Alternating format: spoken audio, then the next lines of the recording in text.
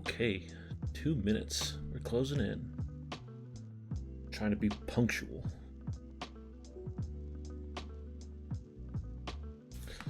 Plus, who doesn't enjoy a little GIF me bobbing around with a pin? Boop.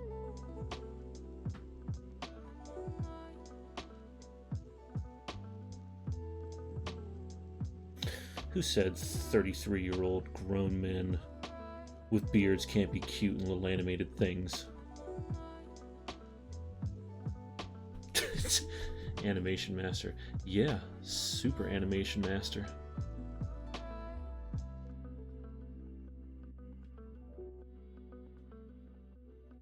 Alright, I think we're good to go.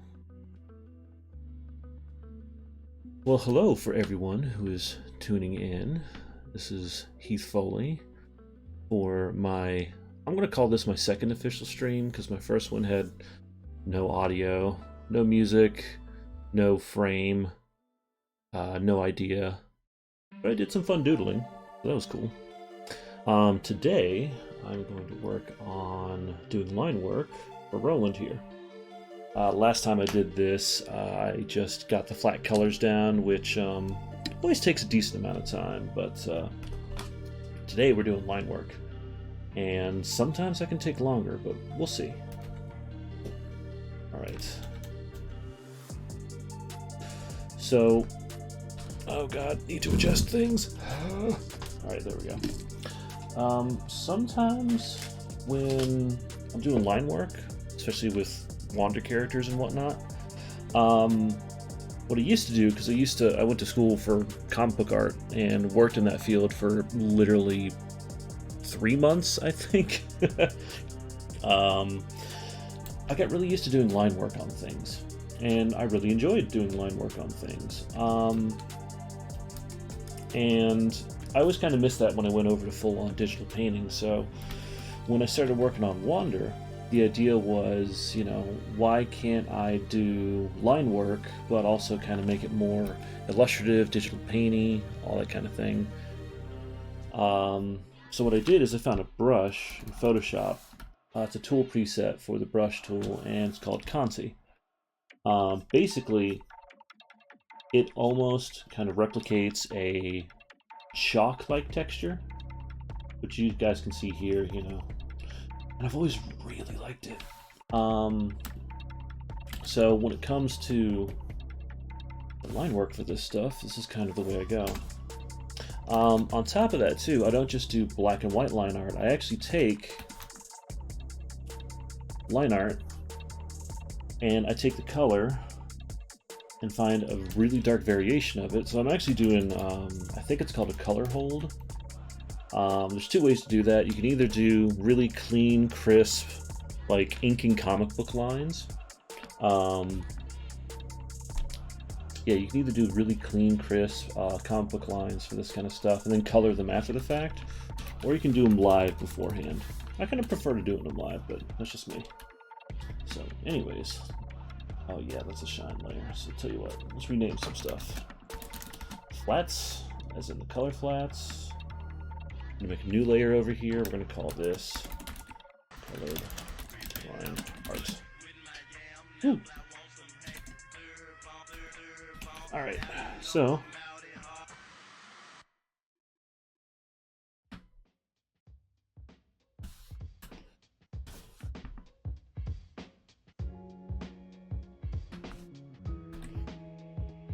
the cool thing about this kind of working method too is that when I'm laying down colors and stuff, I don't really have to worry about the line and where it lies because I'm making the line after the fact. So I can kind of let the color and do adjustments, let the color do where the lines need to go and make adjustments as I do this.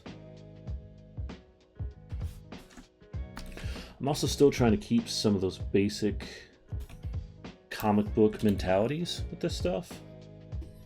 So in the sense of doing thick to thin, kind of brushy line work if it's possible.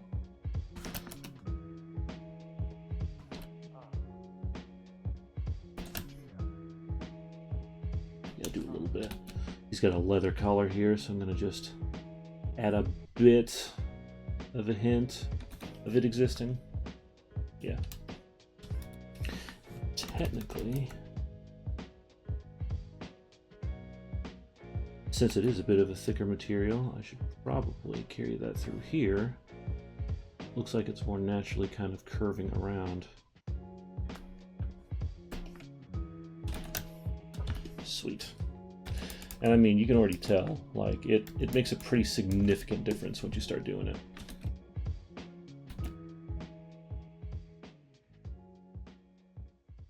And typically the mentality with doing line work for me is, you know, if you're outlining kind of big shapes, like this collar sticking out right here, like this is a pretty big shape, so I'm going to try and use a slightly thicker line, and I'm doing this all via my Wacom monitor and pen tool. Like, you can start a really thin line, and then you can work into a thicker line. The idea is like varying between this and this pretty much the entire time. I don't want to go too extreme through the whole time.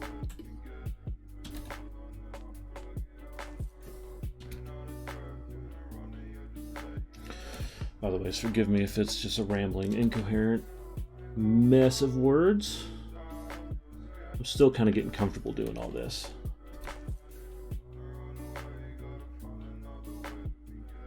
Like, it's weird to think I'm a little anxious about drawing all day. Oh no, that's the worst.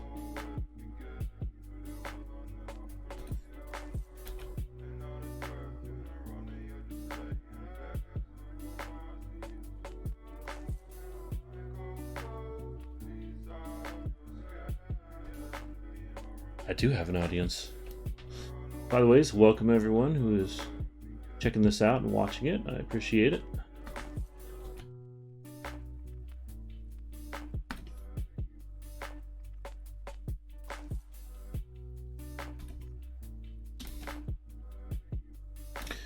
Let's add a little character here.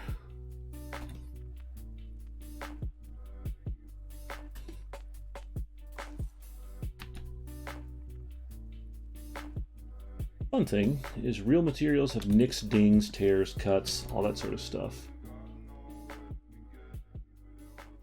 I try and not play it up too much. I just want to look like these guys go out on adventures and do stuff.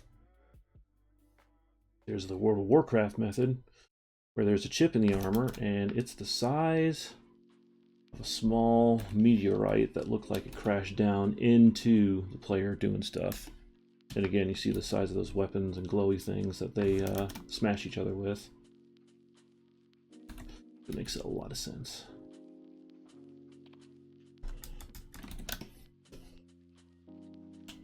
Actually, you know what? This wouldn't be here because it is facing away from the viewer. Yep, that makes more sense. Alright, well, I've got a lot of this brown in here, so I'm just going to kind of keep this going.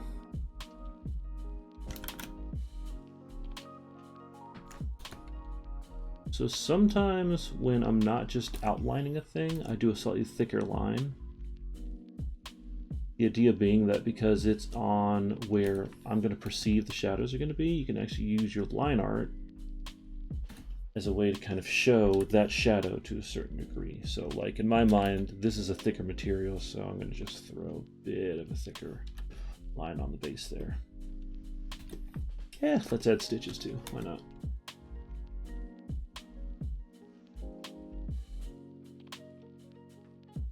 It's made of real materials, so it's got stitches. It's a little detail, but it goes at this decent distance.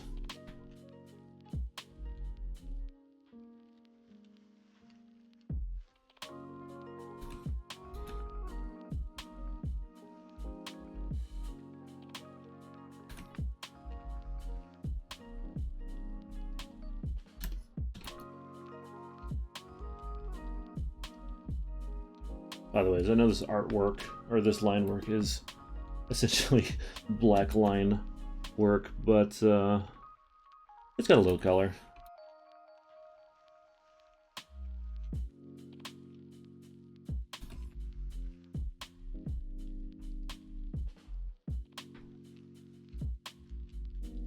A little bit there. Let's see. A little bit there too. That looks nice.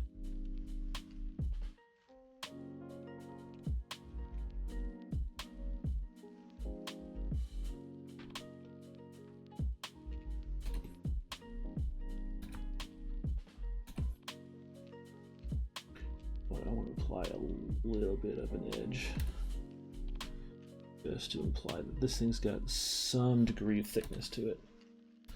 This is probably way too extreme. Yeah, that looks a little bit better. Oh, hello, Lily.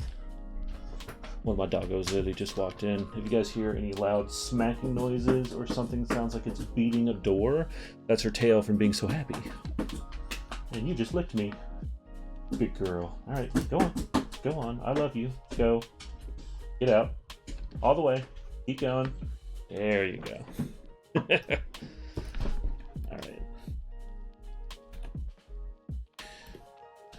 She is sweet.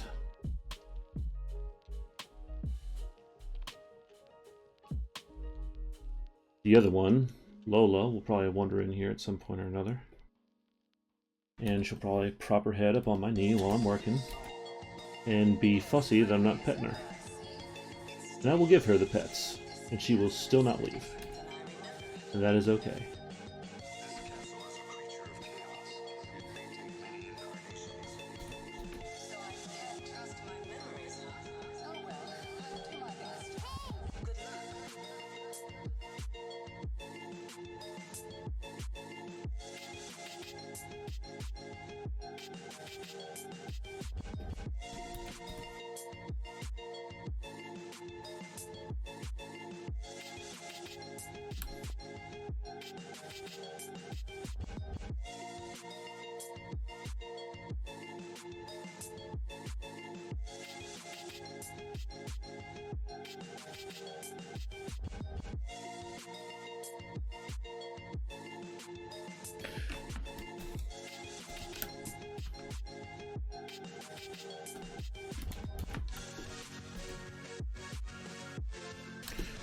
Right.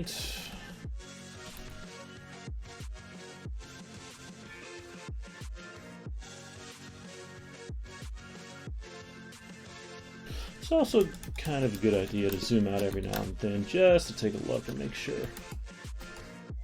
things look in order, nothing looks way out of place. Yeah. Actually, this is going pretty quick. We might get to actual shadows today. What?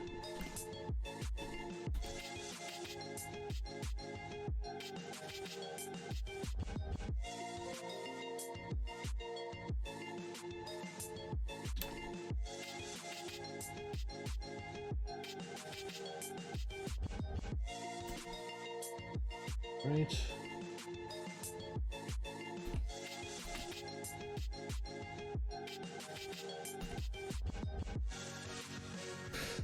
By the way, if anyone watching has any questions, feel free to ask. Because if not, I'm probably just going to start yammering on about some kind of nonsense here soon.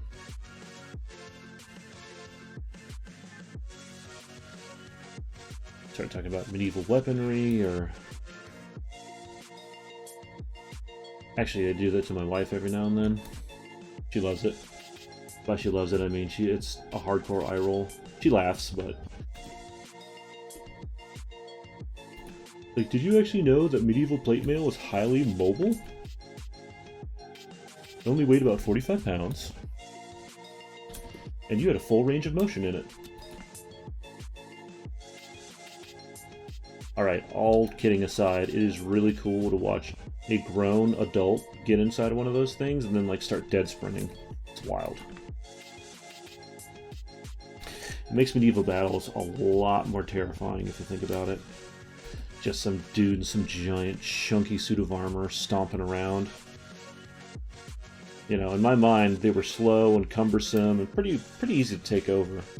And all of a sudden imagining this dude just dead sprinting at me in full plate? Nah.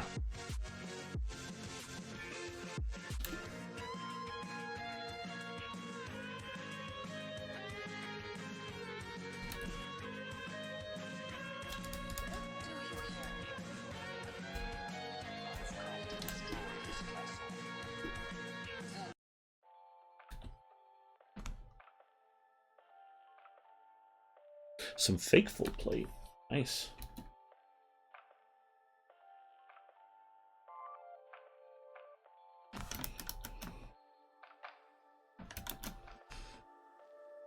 It's very cool, Em. Doing that with your 3D printers?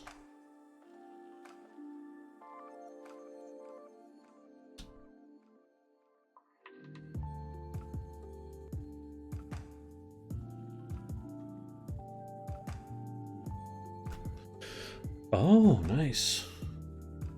I'm so impressed by that. I'm so impressed by anyone who can make physical things. Like, I've built a deck, I've repaired a lawnmower, I've replaced a spark plug. That's about the full extent of my physical capabilities with my hands outside of art. I think I may have done a sculpture in college at one point or another, but making an actual, like, all cosplayers, like, especially, like, the really impressive ones, good lord. Like, vomit-inducing how good they are at actually making, like, props and things.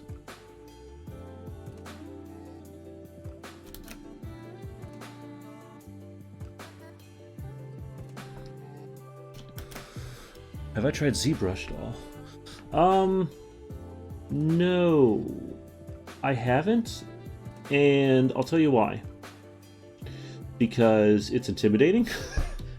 It is. I mean, anytime I've ever looked and watched someone... Because the problem is that I saw ZBrush not as, like, some guy that's like, yeah, I'm interested in sculpting. I saw ZBrush in a professional's hands at the highest level. So I was watching it being done by, like, a pro out the gate, and I immediately went, I'm intimidated, I could never do that. That's reason number one. Reason number two, I've got so many other things and skills and things I'm working on. I know my strength is 2D. So, show. If I tried to stretch that out into 3D, I wouldn't sleep. I would literally be buried in so many things to do that I would not have the time to do something fun like this.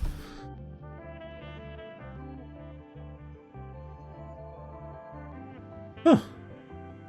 I could always look into it. I saw something when I was at ReaperCon a few years ago. One of the artists was doing some work. I wish I could give him proper credit. I can't remember his name off the top of my head, but he was sculpting some weird frog creature thing. And he was working in ZBrush, and it was super freaking cool.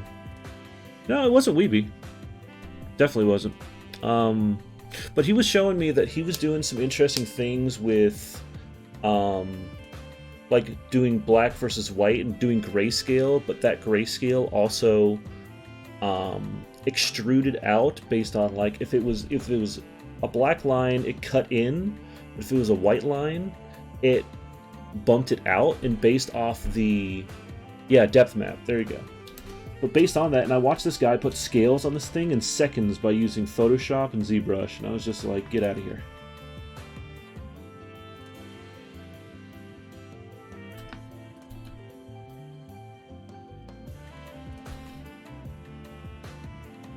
It was wild. I love watching professionals work. Especially when professionals work, not in the, like, I'm gonna show you how to do this. It's when they just go, and they're going full speed. It's like learning a language in school and then watching a native speaker speak it, and you just go, nope.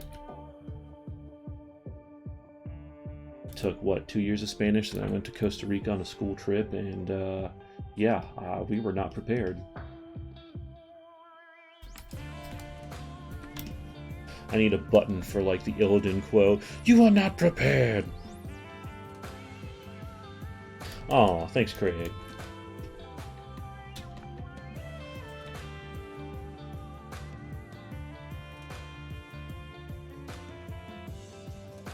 Yeah. Is Maya better for, like, making... Is Maya better for making, like, video game stuff? Because it's all triangles?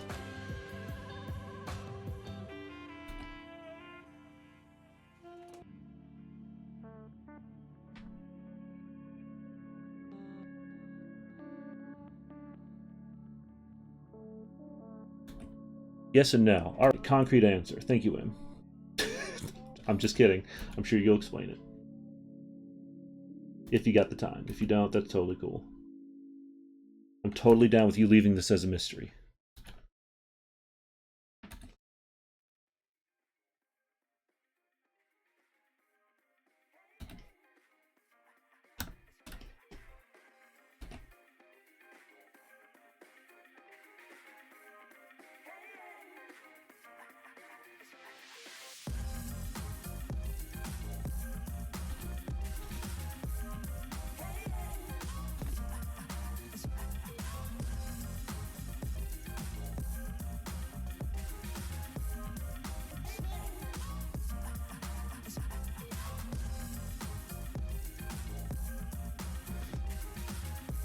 Mystery it is. Okay, sounds good.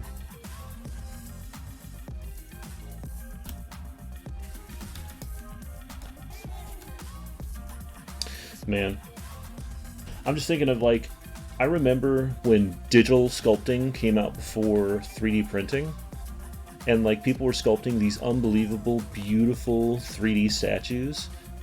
Did they have a way of actually getting those made?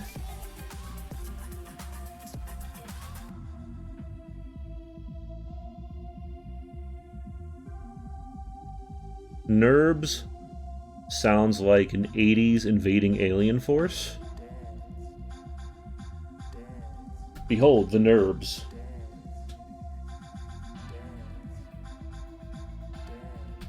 Alright. Oh yeah, he's starting to take shape.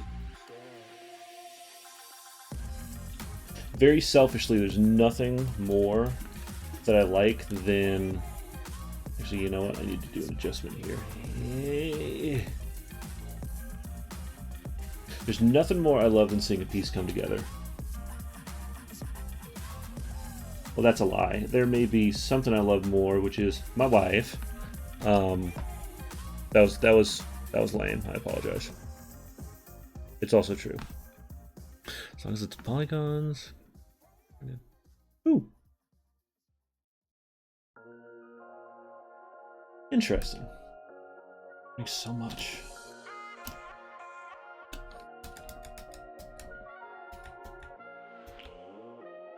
I think that's been one of the coolest things about working in the tabletop gaming industry is watching, you know, you see all these cool sculpts and all these cool painted minis and busts and models come out.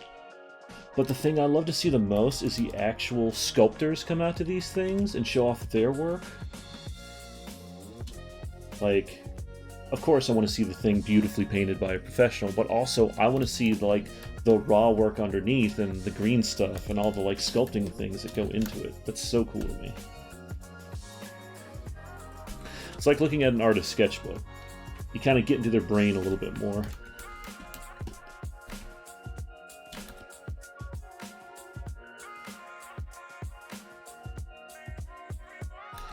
Oh yeah.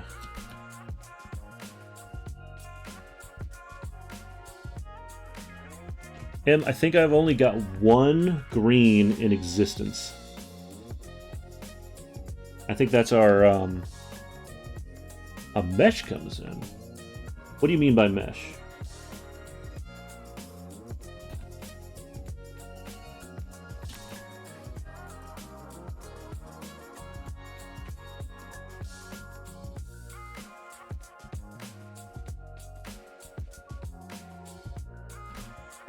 Ooh, yeah, that is true. So when we were working on Shovel Knight, Dungeon Duels, all the sculpts are officially done, which is super cool. But the coolest thing was like playing this really awesome video game and then getting the license for it to make a board game, and then finding a guy and hiring him to do the sculpts for it, and he does an unbelievable, amazing job. I'm gonna give him a shout out, Heriberto Valley Martinez. Congratulations, there's 2 people watching me on Twitch, and I just shouted you out. What's up? No, he did amazing work. Amazing work. But it was really cool to see his stuff. You weren't the only one who was jealous we got that license in.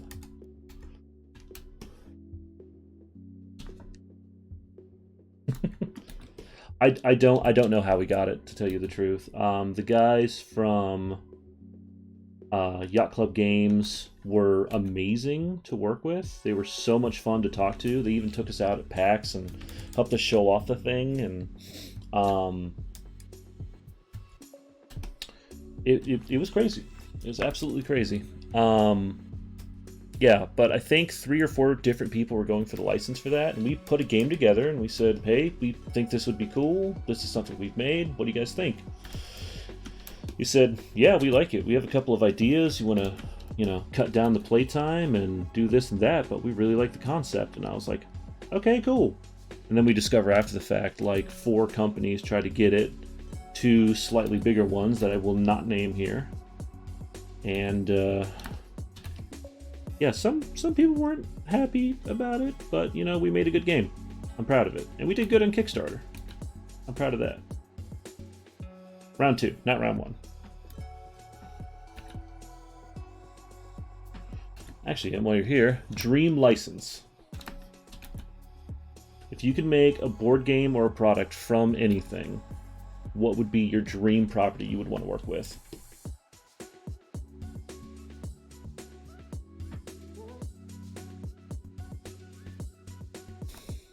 That's a tough question, isn't it?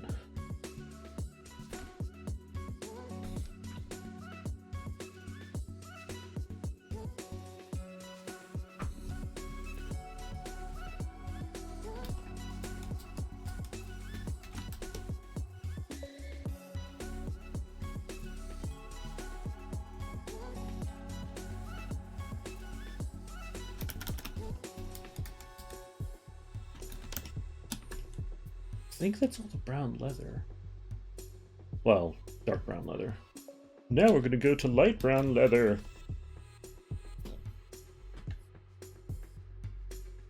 Oh, wait. Yeah.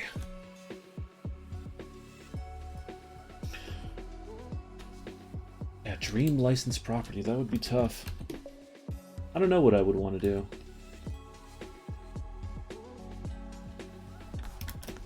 I think it needs to be a little bit darker. I know what's going to happen when I get to the shadow layer. All this line work's going to start blending in, but I can make adjustments.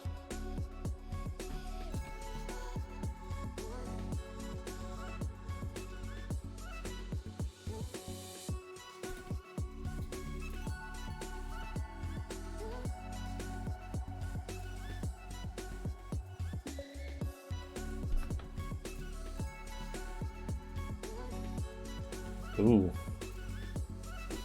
Avatar: The Last Airbender miniatures game. That'd be cool. I've always been really curious how you do a good questy-oriented game. Like, this is my crew, and I'm going to go along this adventure, and it could be 1 to 4 players.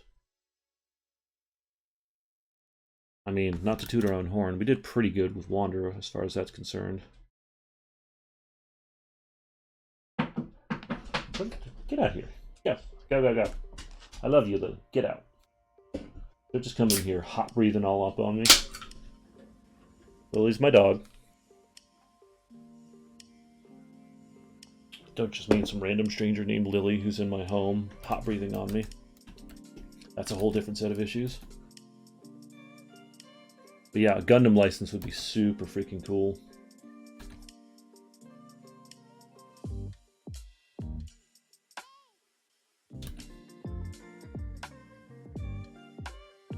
How do you see a Gundam game playing out? Would that be just giant mech battles, or would there be some kind of story element to it?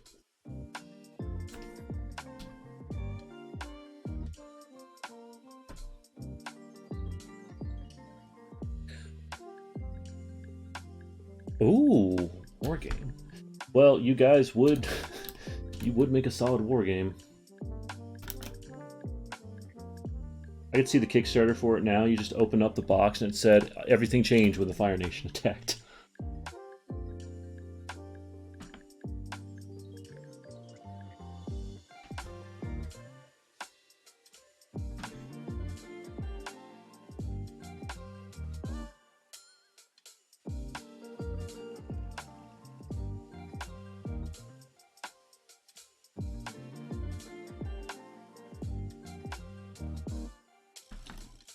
Yeah, that's how fingers look, right? Sure.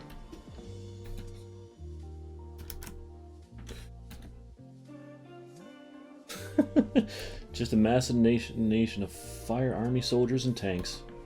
Don't we all?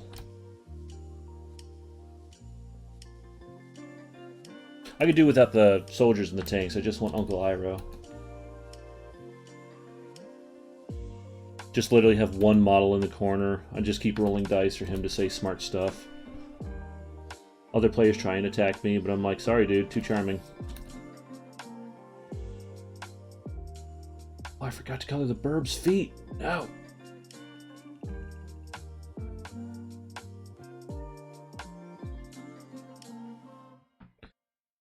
Oh. Hex grid skirmish. Yeah, I can see that working. And if you got good enough AI rules, you can almost do like battles against Char and Xeon, and yeah, that'd be rad.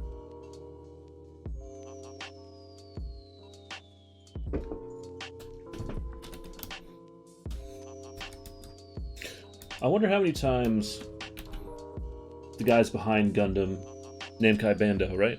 Or no, I said that completely. I butchered that. But I wonder how many times the guys behind Gundam have been pitched something like that before. Bandai Namco. Did I call it Namdai Bamco? Ah, yes, the Gundam company. Namdai Bamco. Just make that company, just make that company and make your Gundam game. What are they going to do? Sue you for a lot of money, but still, go for it.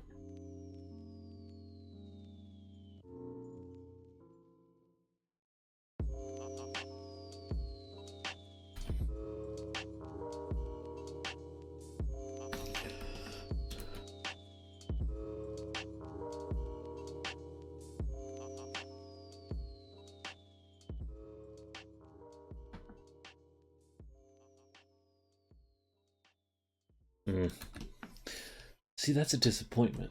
This is my first time. I feel like if you wanted to make a Gundam board game, it would be so easy just to talk to them and be like, hey, you guys know some plastic producers, right? And they're like, yeah.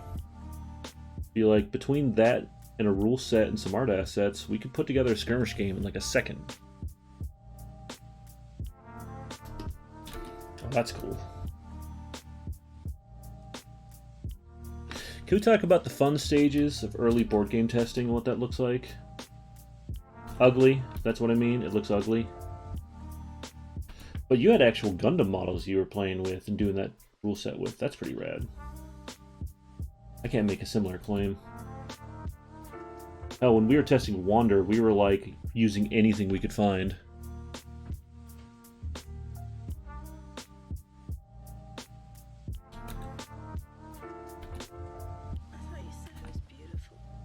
Interesting.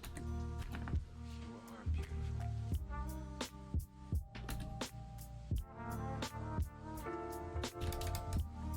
Oh, look, a giant chip in his leather armor. Does it make sense? No. Everything's okay. Really? Interesting. I've got some audio stuff set up on here. And it may be cutting me out every now and then. Let me see if I can't make an adjustment.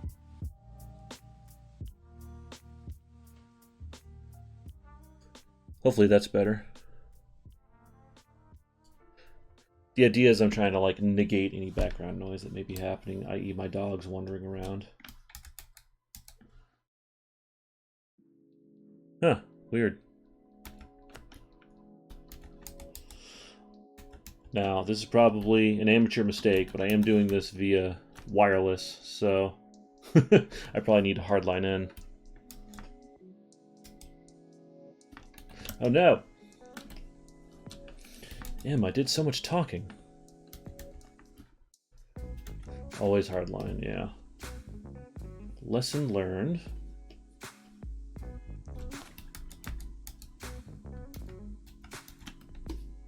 Well, the good news is I'm recording this too, so, you know.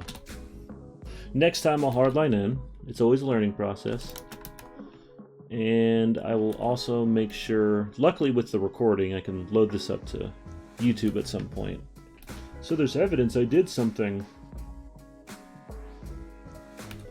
That's half the reason I'm doing this, is because I just got really tired of creating a bunch of digital assets with no evidence that I actually worked on anything or did anything. Oh, thank you.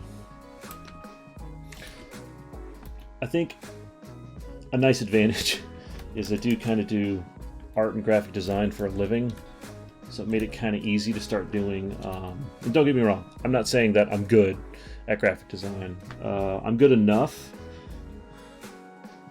Yeah, that's right, your computer did blow up. Oh, I felt terrible about that.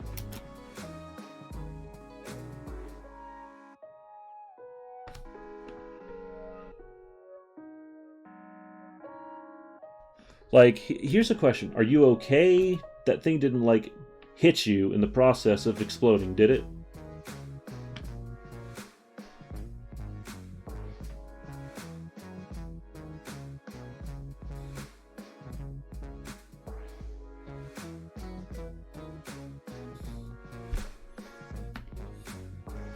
Hopefully I didn't cut out and you actually heard what I said. Ah.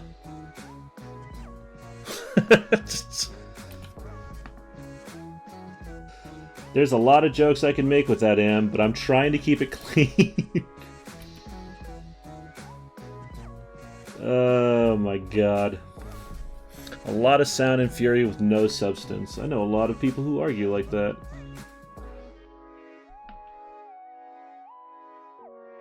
Well, I hope it was a power supply. It'd be awesome to get you up and operational again.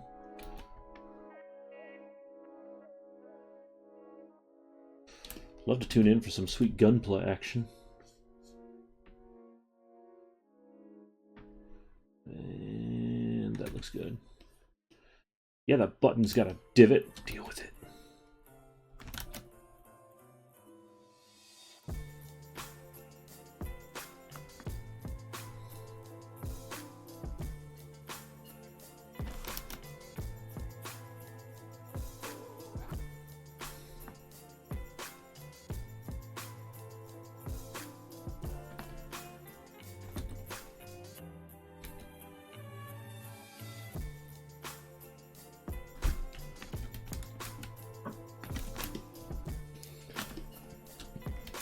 Yeah, this is taking shockingly less time. Oh, hey, Paul. How's it going, man? Good to hear from you. Paul and I are best friends by Canadian standards, so... Which means, if I remember right, it means we talked for 5 minutes and got along. Hey, Spencer. My Twitch is Heathosaurus Art, so... Hold on. I'll type it in here just in case.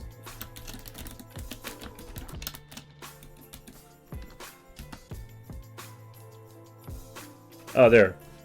Okay. So yeah, it's Heathosaurus Art. Yeah, if you guys are on Twitch, it'd be great if you could, like, subscribe or watch me on there too. I'm kind of trying to build up followers, but at the same time, I'm really just enjoying doing this, getting feedback from friends, and, you know, having a kind of routine working schedule for this stuff. Oh, yeah. Hold on. What's the YouTube thing? Hey, everyone, it's your boy Heath. Make sure to like, follow, and subscribe to my channel. On Twitch, it's Heathosaurus Art. On Instagram, it's Art of HF, and I've also got a Facebook page, Art of HF, as well. Apparently there's a donate button I need to get on there. Oh! Good to hear, Paul. Glad it's going well. Ooh, Bulky Skull's now following. Thank you, sir. Awesome. Staying home with the kids and watching the world burn. Dude, the world is burning. I get worried.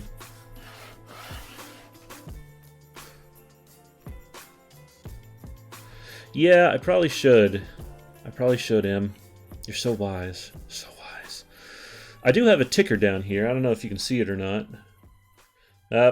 Make sure to subscribe and follow me on Instagram, and I should probably put Twitch on there too. I'll work on it. I'm open to all suggestions. I'm brand new at this. I feel like I'm an old guy learning something new.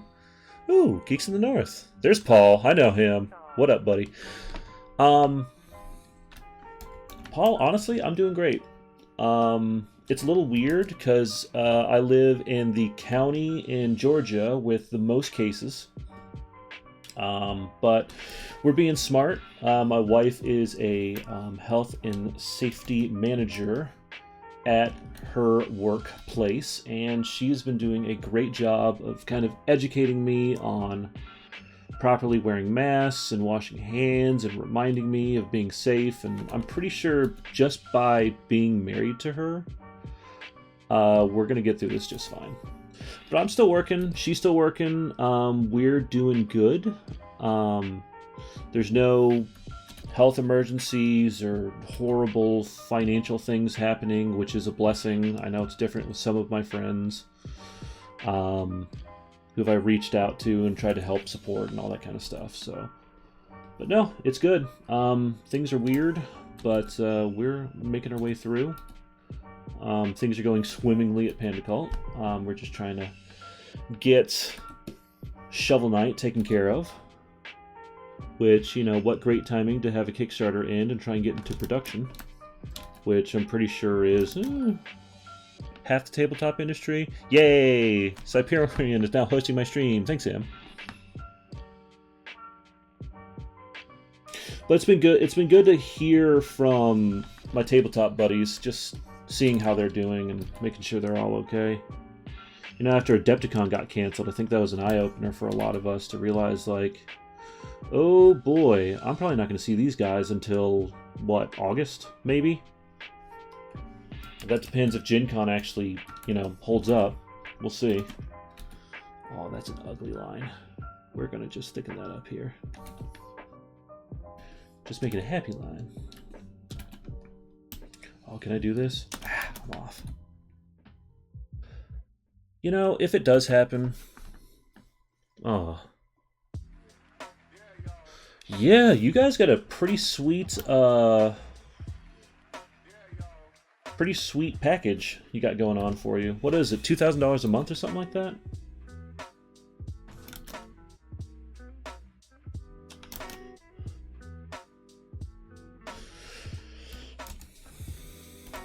Yeah, Gen Con's got a pretty big chance of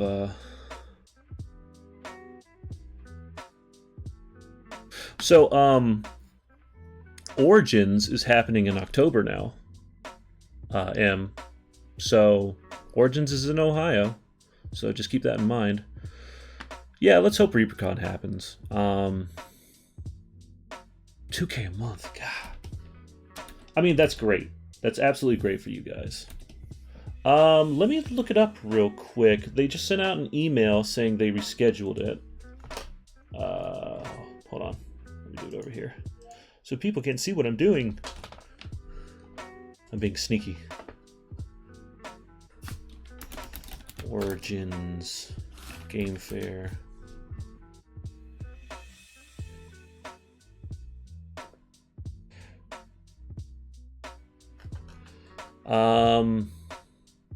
I'd have to dig through my email to go and find it, but I believe it's like around the middle of October. I'll get you more information after this, Em.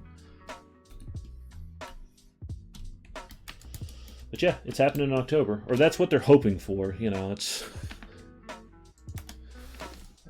kind of hard to tell.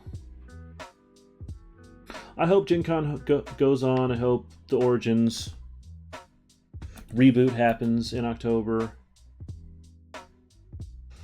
We'll see. Ooh.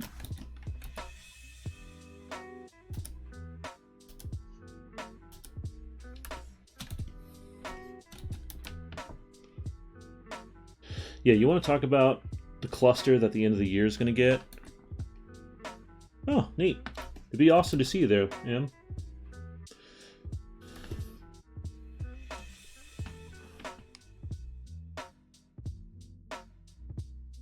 Yeah, that makes sense. That'd be cool to get you back in Japan. I saw some of your photos from there. It looked really cool. October 7th to 11th for Origins. Let's hope, man.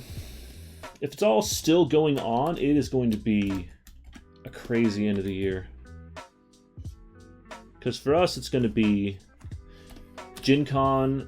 Well, it's going to probably be Gen Con, then Dragon Con, then Origins, and then PAX Unplugged. Again, giant maybes to all of that. But that's a lot of big shows in a couple of months. And I don't know about you guys. Anyone who's actually run a booth at a show knows pretty freaking well that it is an exhausting prospect. It's a blast to see people playing your game and enjoying themselves and having fun. It's also so much energy.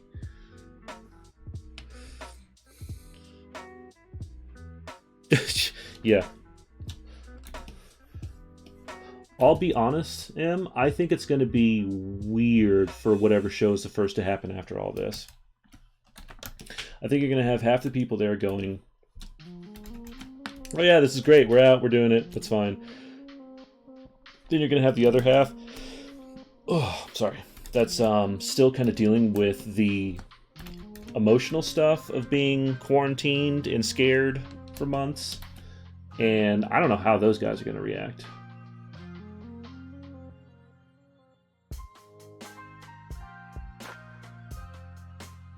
Also, there's going to be a big time question of like, is something going to go down? Yeah, Concrete is bad enough already. There's going to be a big question of like, who... what's the best way to phrase this? If everything starts normalizing towards the tail end, you know, what are cons going to look like? If it's close to being normal again, but people still want to attend that show, even though it's unsafe to do so, it's going to be really weird to see how it all breaks down.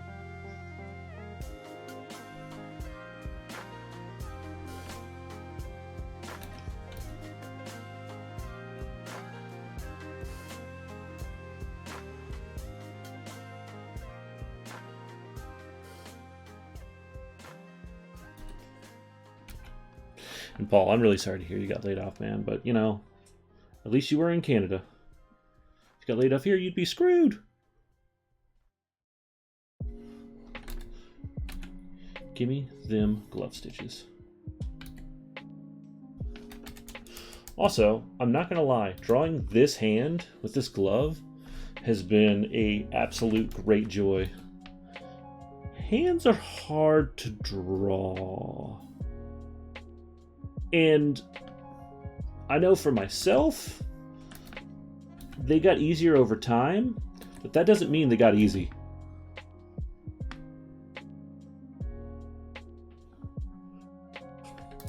Hands are hard in every medium.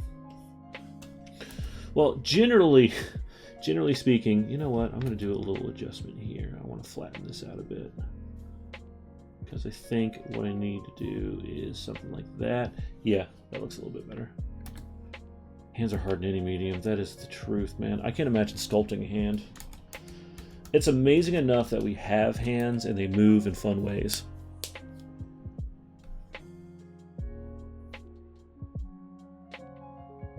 Oh, cool. So are you kind of like keeping an eye on the kids while she's working? Getting some quality dad time in?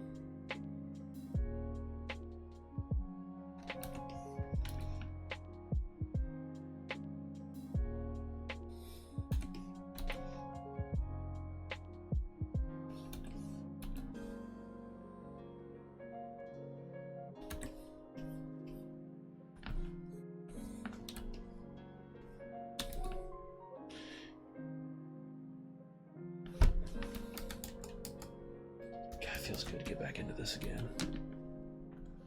Oh, awesome. Well, that's awesome, man. Getting some more quality time with the kids. It's great.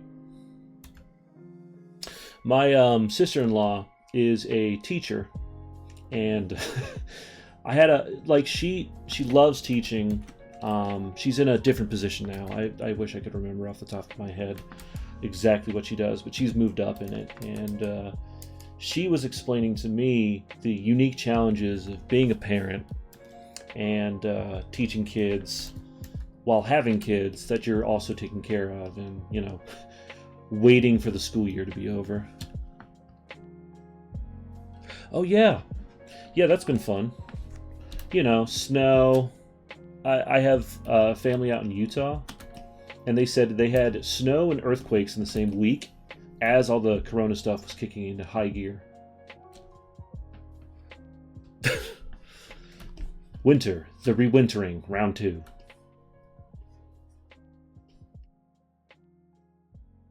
I make jokes about Georgia winter, that we have like 4 different rounds of it. We have Maine winter, which is kind of mild, and then we have like 3 cold snaps. And it actually kind of cooled down here recently too, which is probably the same storm that brought your stuff, but yeah, a little bit different up where you're from. All right, let me see. What do I want to do? What do I want to work on next? You know what? I think it's coat time. Ooh, that's dark.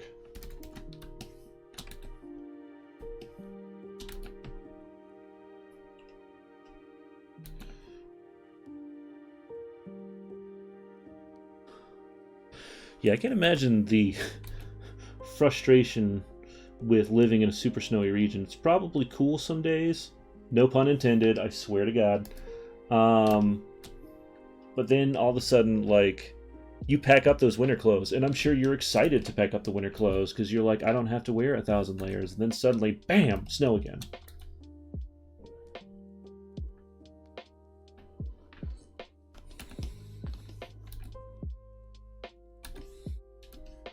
Pretty sure one of my dogs is snoring super loud in the other room, which is the exact reason that I put on a sound dampener. I love her, but she is a loud girl when it comes to snoring.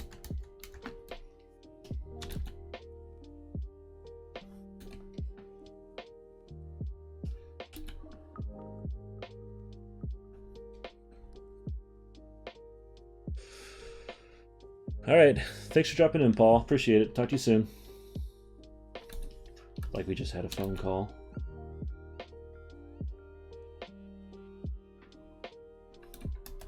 This is nice, being able to draw, having friends pop in.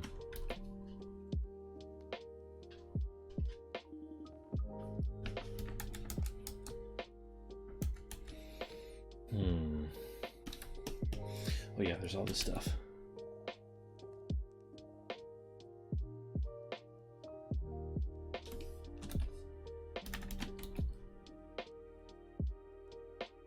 So something funny has been happening with my thought processes towards art recently, which is I've been almost reluctant to do more heavy line work like this. Only because I did a couple of pieces for a project that sadly got canceled. But it was a full digital painting project. Like, not line work and stuff like this, it was straight up just digitally painted, like D&D level characters. And I loved working that job, but it made me realize line work stylistically looks great if you're going for a certain visual, i.e. cartoony stylings. But, you know, the more serious and the more digital painting you're going with things, it actually holds you back. Is that all the cloak? Really? Nice. All right, line work is going super well. I'm going to start working on pirate pants because this is going to be a nightmare. I'm going to do color hold line work on interchanging color bits. It'll be fine. Everything's fine. Oh, I'm going to put the color picker over here so you guys can get an idea of what I'm doing. Basically, I take the color, I go into color picker, and then I just like absolutely dive bomb. This is why I'm a pro, because I choose really stupid, difficult things to do for myself. I'm just kidding. This pirate thing's gonna look really cool once I'm done with it.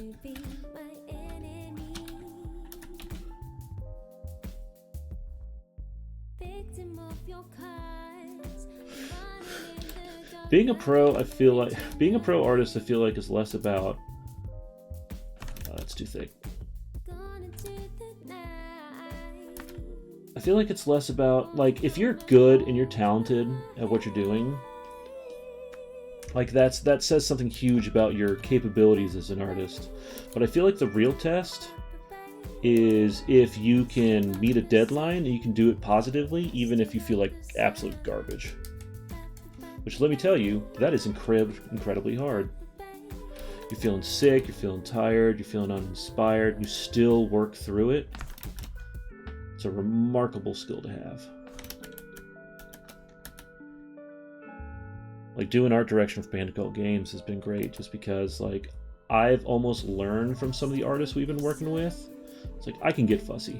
I absolutely can get fussy. Just ask Jonathan, he knows. Jonathan's my business partner in Bandicoot Games. A very patient guy with me, which I appreciate.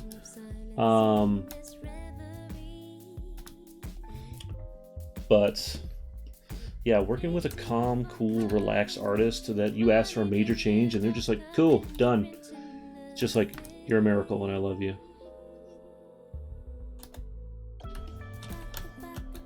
Dealing with an artist with an ego. Ugh. Some of it deserve it though, like freaking Frank Frazetta. I heard he was kind of a monster to deal with some days. But I mean, the guy's an absolute freaking legend, so it's kind of hard to go like, well, Frank Frazetta got fussy with me, but he is Frank freaking Frazetta. If any of you don't know who Frank Frazetta is, look him up. He is my hero, artistically. Kind of questionable in his personal life, but from a creative standpoint, guy's rock solid and amazing.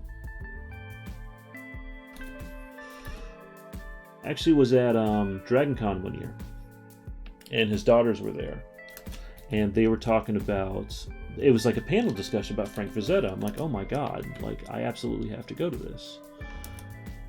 And in the process of watching it, it wasn't about the man's art. It wasn't about his unbelievable, I think I need a little more line work here. It was about his unbelievable talent. It was all about some ugly legacy of them, about his artwork and who owned it, and legal battles ensuing and all this other stuff. And I was just sitting there going like, this is just not how I want to remember this guy's legacy.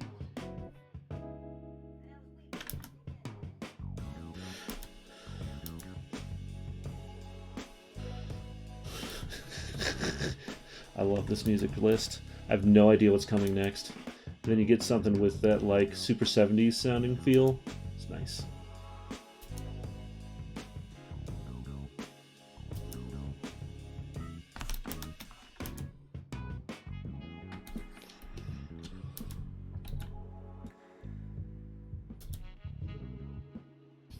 Alright, we're going to do a little adjustment here.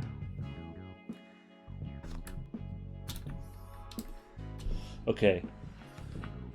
I swear, they're playing a guitar in this thing, and I love it.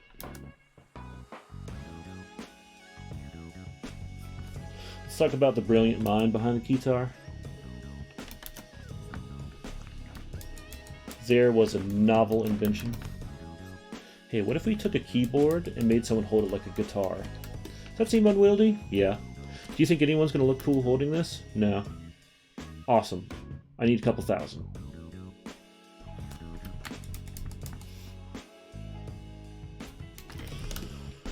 Alright, well I think his piratey pants are done.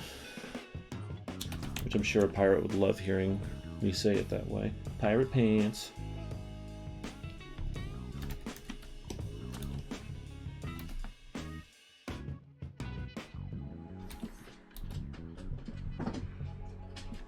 By the way, so I hope you guys know, I don't always plan on drawing specific Wander-related things. I actually have been playing around with a bunch of different ideas. Like this adorable dude. I had this idea for a comic, like a little mini short comic. Hold on, I'll keep this open while I'm talking about it.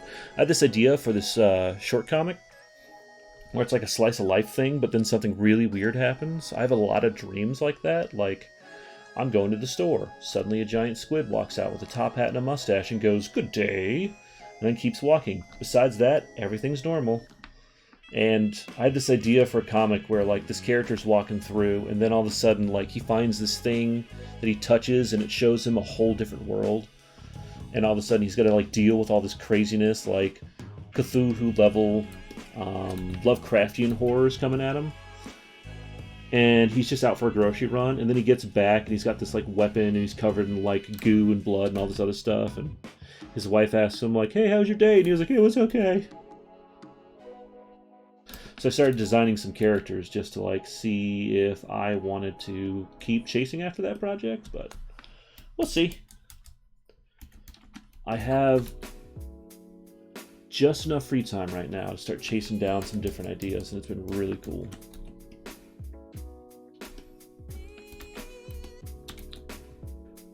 But, you know, at the same time, I do have a lot of Wander designs I need to get to coloring here soon, so those are definitely in the works. So if there's any Wander fans that go back and watch through these videos, don't worry. I've got those guys in mind, for sure. I've got all the sketches and stuff down for the next batch of heroes and villains for LeCluck's Revenge, at least the base game stuff. Just need to apply some color to them. Which, as you can tell, seeing as I sketched the character in one night, it's taking me probably 3 days of 3-hour sessions to get the rest of this done. They take a little while. If I had the time to just do this for 8 hours a day, trust me, I could probably bang out a character a day, but unfortunately, real life gets in the way, like eating and sleeping and other jobs.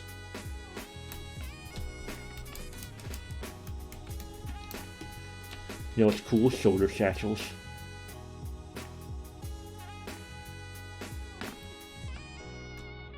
Oh, you're excited. Good to hear.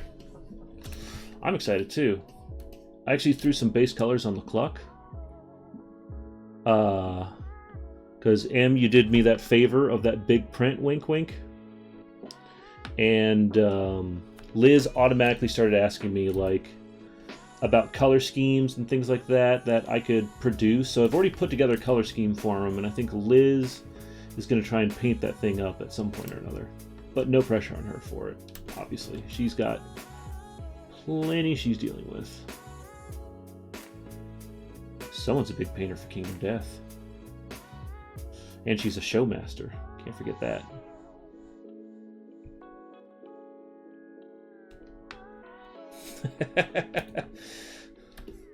Nothing like those Simpsons terms.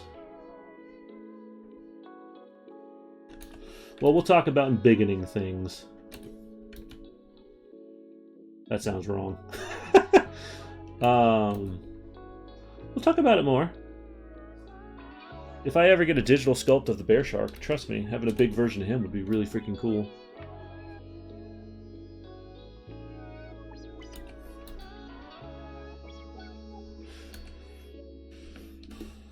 Alright.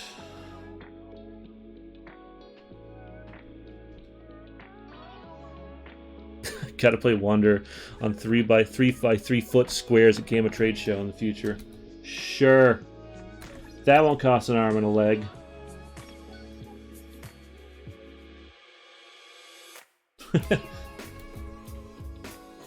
Jonathan and I are just sweating from lifting up these giant models. Well, actually, technically, at that stage, it would probably be hollow on the inside, right?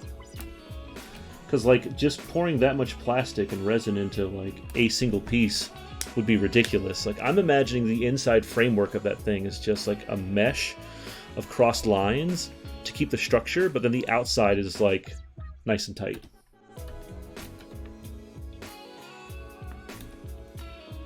Yeah.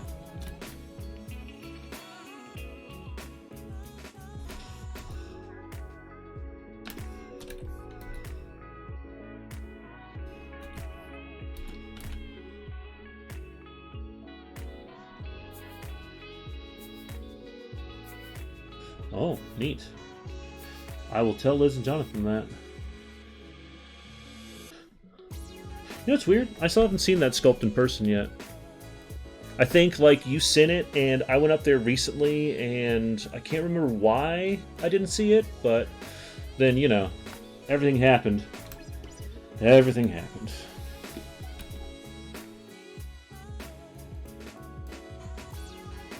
It all started when that gorilla got shot in that zoo. Miss my boy Harambe.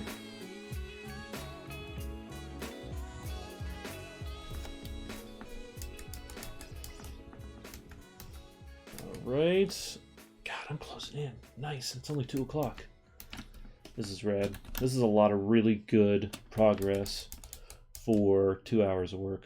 Well, no, not 2 hours of work. 1 hour of work. Pardon me, taking a little micro Arnold Palmer break. I also made sure to eat a proper lunch this time, or breakfast, whatever it was.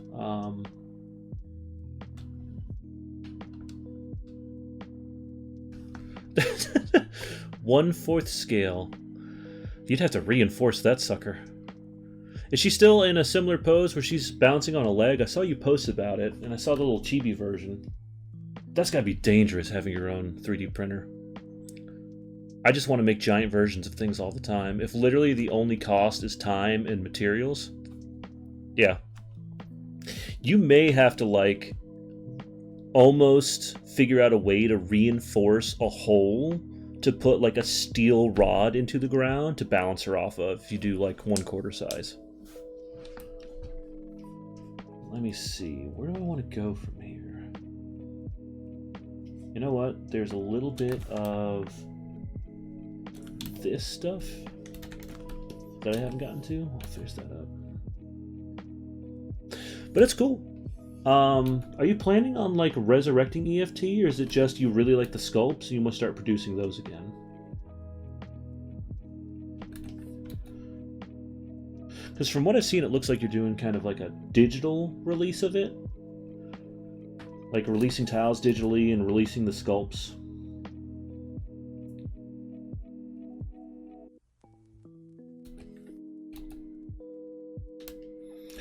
And if I'm like ruining anything by talking about it, please let me know. I can absolutely shut up.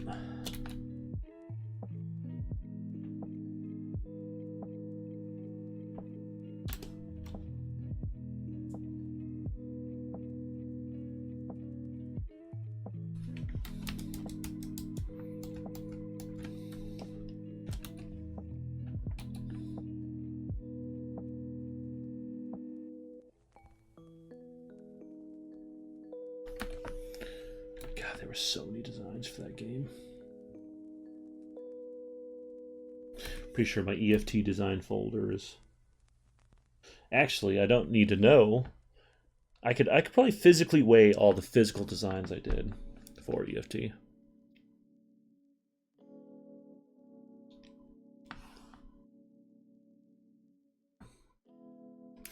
You just described all business. Yeah. As long as you can keep selling something, you should keep selling something.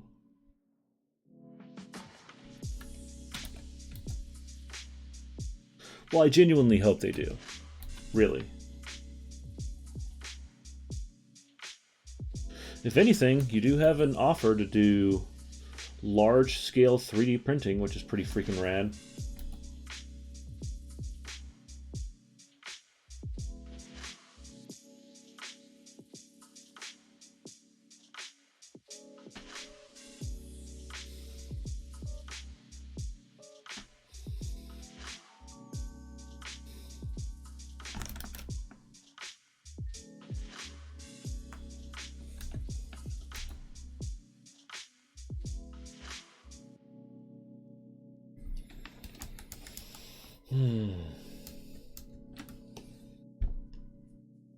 This is way too satisfying.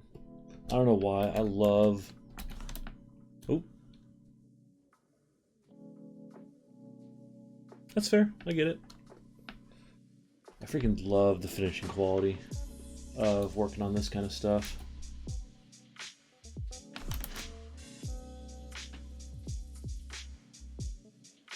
Like, there's something so soothing about putting down like nice clean line work and making something look finished and complete.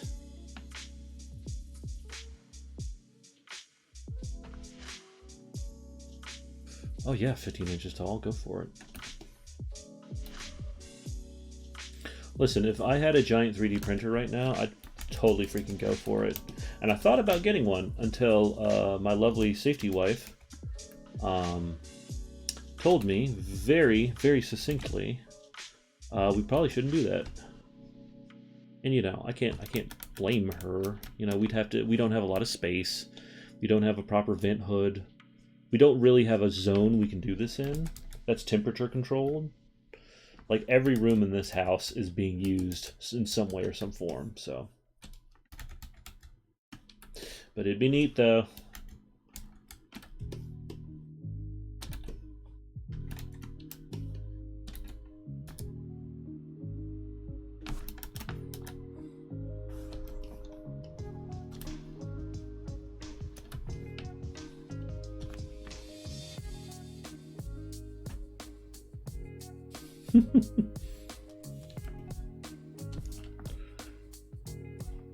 Yeah, that's true. It's actually a really cool thing to know is, like, when we went to PAX East? Was it PAX East? No, it was PAX West. We went to PAX West to promote Shovel Knight, and I was talking to all these board game people. We were at a couple of little schmoozy drinking events, and honestly, we had no right to be at any of them, but there we were. Thanks, Yacht Club. One of the things that blew my mind is that all these video game people have amazing assets at their hands, and they generate a lot more money than we do in the board game industry. And when I started talking to them about costs and building like 3D versions of things, I got like gawked at because I have this weird understanding of how physical stuff being made works. It was so strange to me. Because in my mind, video games are just like, you know, you sell 2 million copies and it costs $25 a pop. Outside of the man time creating the physical thing and like maintaining the servers and stuff, like, it's got to be so cost efficient. But the second I was like, yeah, making a 3D model, getting the cuts done in the right way, they were all just like, what?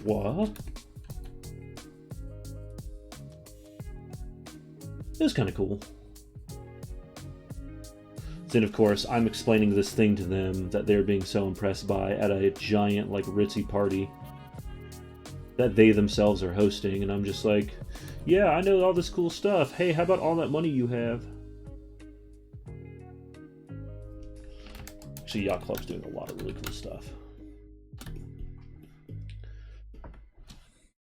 Oh, I'm so close.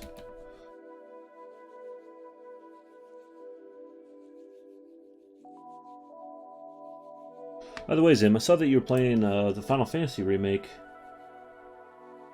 Did you enjoy it? I've been playing it through too. I'm just curious. Because I think you said you hadn't played it before, and I thought that was really interesting. Oh, you beat it. Nice. I'm really close. I'm about to get into the Shinra building as we speak. Not as we speak. That's dumb. I'm working as we speak. Final Fantasy VII was instrumental in my young nerdy life. Like, absolutely freaking instrumental in my young nerdy life.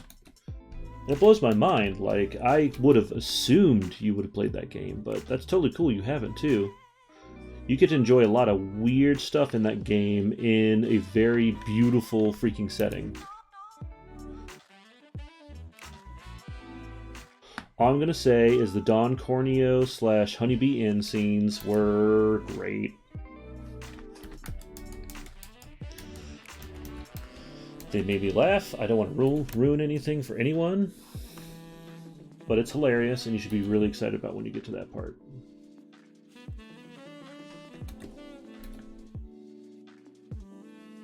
I like how they went all in on it, too.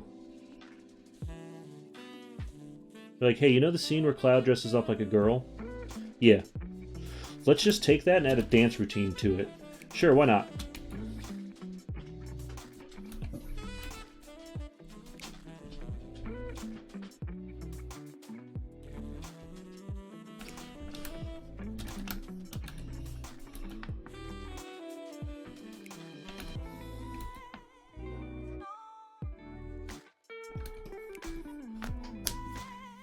Hmm.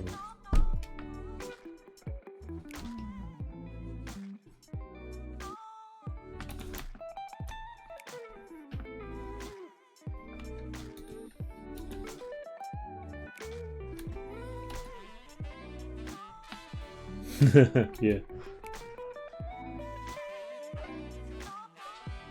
I'll be honest, the remake is screwing with me because I can't remember exactly how everything went down.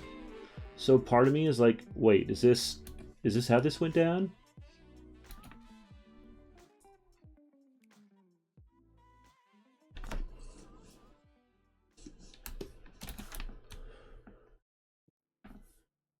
Get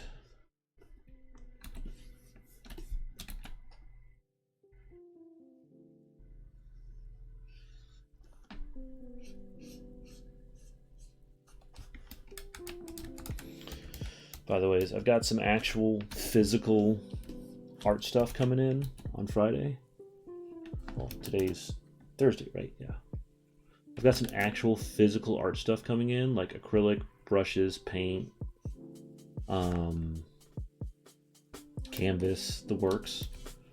I'm actually really intimidated about working in that medium again because I haven't done it since basically art school.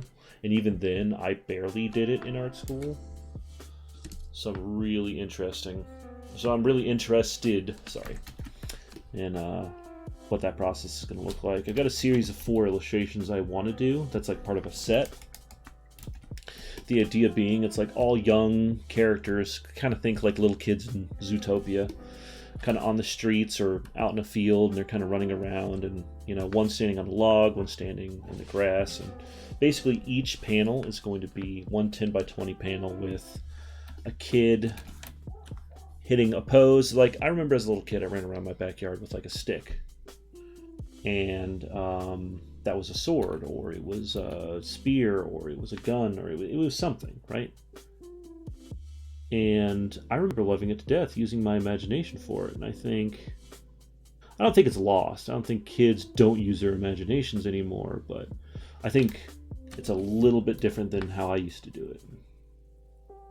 I think they have so much media that they have access to that they could either, like, a lot of the stuff, like, a lot of my creativity when I was a kid was based out of boredom. Like, I didn't have enough things to do, so, I played with Lego and used my imagination to, like, build worlds with them and stuff.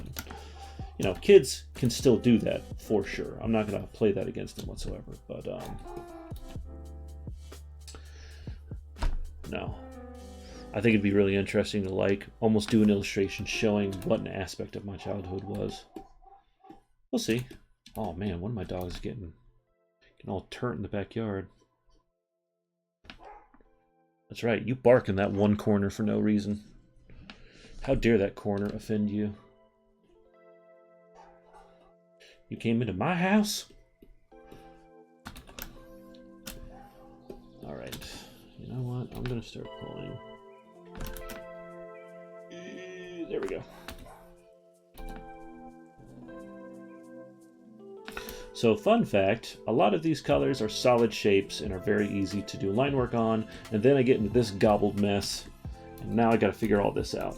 So, I'm gonna have a fun time doing that. Part of being an artist is making horrible decisions for yourself, then figuring out your way out of them. Which sounds like a lot like my dating life before I met my wife.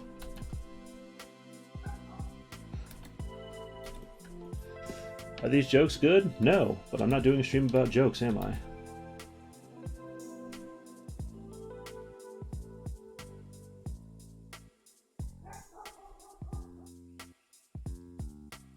Clean this up a little bit.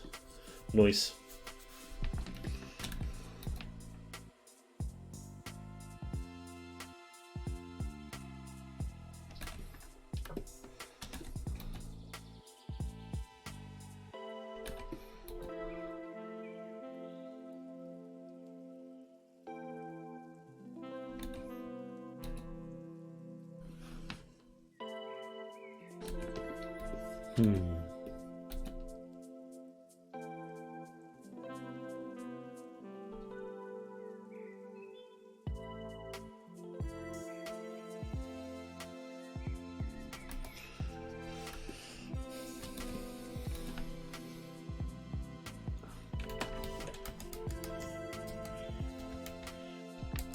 Oh yeah, the tail.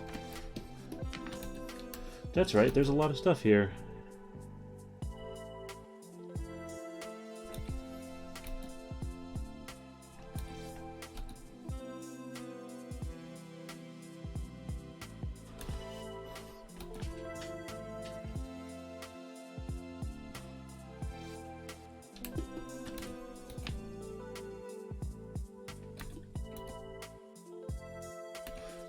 I'm also really curious about how I could use this stream in the future. Do I want to just draw stuff and have people watch me do it, which is fine. I'm totally on board with that. Do I want to try and be educational to a degree? Do I want to teach people aspects of drawing? Do I want to just not worry about any of that and just draw cool stuff? The stream is my oyster.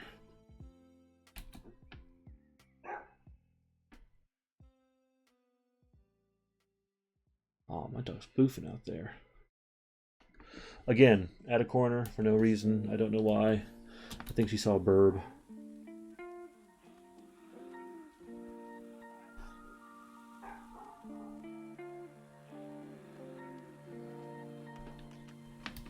A mix of all of that. Good idea.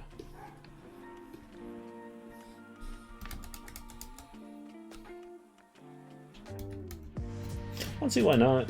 And if I'm also saving all these videos and putting them on YouTube, it's like I'll have an educational thing in no time.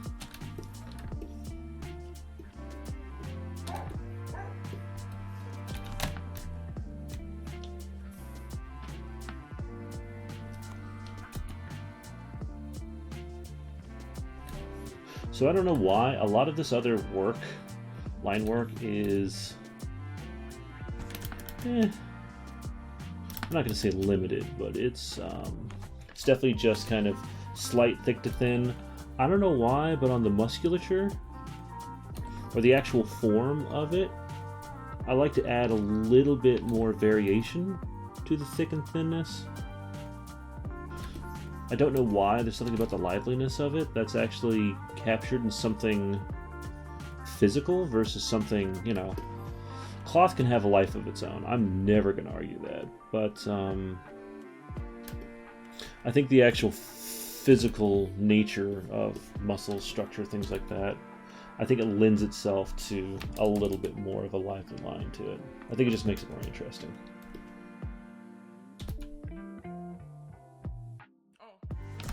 Let's make a new layer.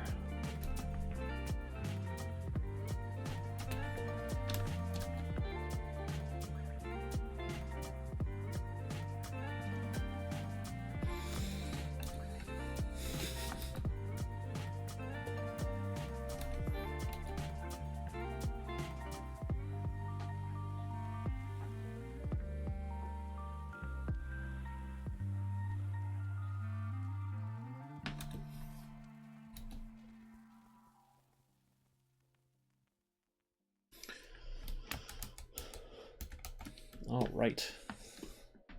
Oh, that was my angle. Okay.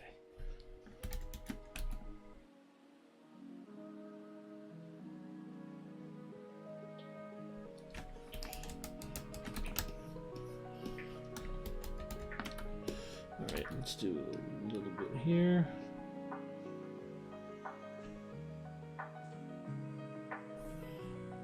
Some of this stuff.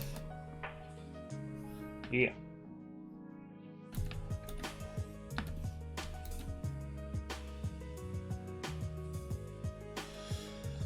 Man, drawing is a lot like driving a car. What I mean is, when you're driving a car, you're making dozens, if not thousands, of little micro decisions. You're adjusting the wheel, you're paying attention to all the things happening around you, all that stuff. Drawing, it's pretty similar in the sense that I have to kind of make 1,000 little micro decisions as I'm going every single step of the way. I like it. Sometimes it can be exhausting, especially like right now. This is like my bread and butter. I'm happy doing this. But there's sometimes where it doesn't go that well. where you get frustrated and you can't really figure out, those days are exhausting as an artist.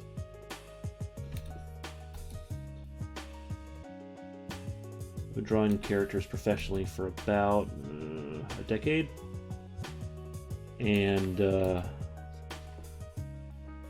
yeah, still to this day, like this piece, this other one I was working on, like I was trying to figure out, like, you know, here's our main guy, and this one would be his wife or girlfriend or significant other, you know, for that mini comic idea, and I got absolutely stuck on her and could not figure it out. So I just freaking walked away and played Final Fantasy VII yesterday. Seemed like a good use of my time.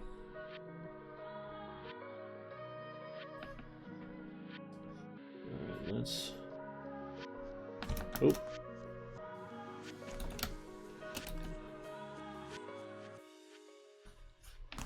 You know what? That looks a little weird. I'm going to make that a solid. That look right? It'll work.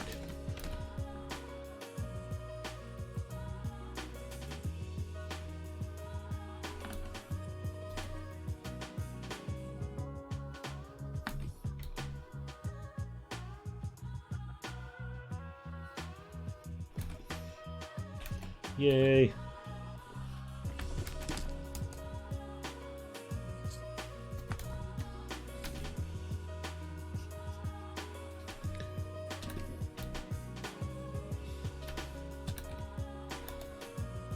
I know what I can call the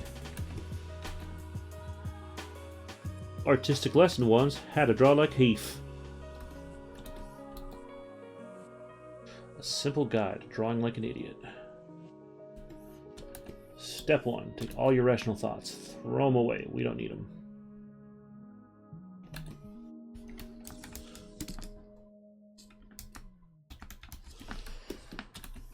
Oh yeah, it's ear fluff time. Not a sentence I expect to say on a daily basis, but I'll welcome it.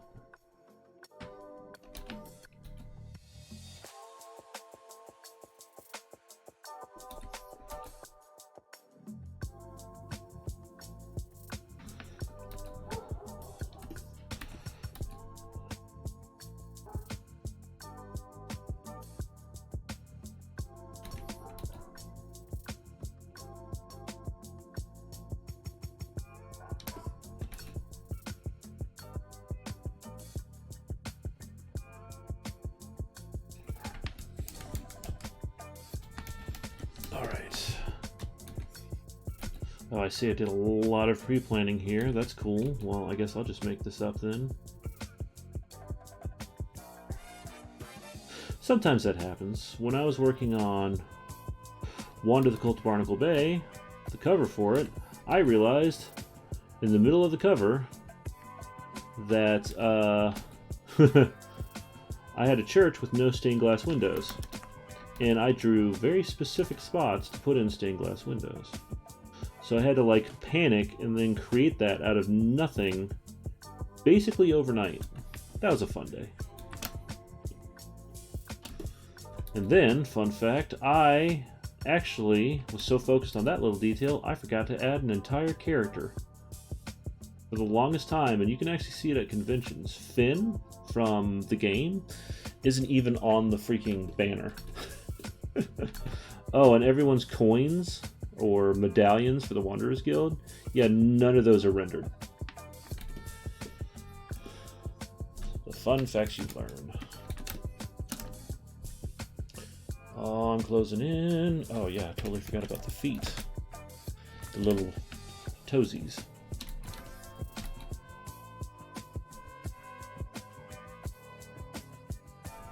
By the way, is when I got a chance to see the red panda in person, let me tell you, cutest little paws on the planet. I'm generally a supporter of don't touch wild animals, but I mean, when I got to feed a red panda and pet it a little bit, my God.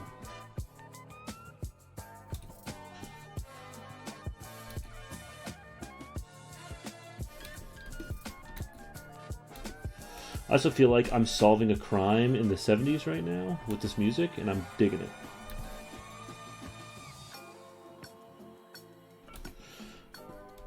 I need to go kick in a door in Detroit and bell bottoms.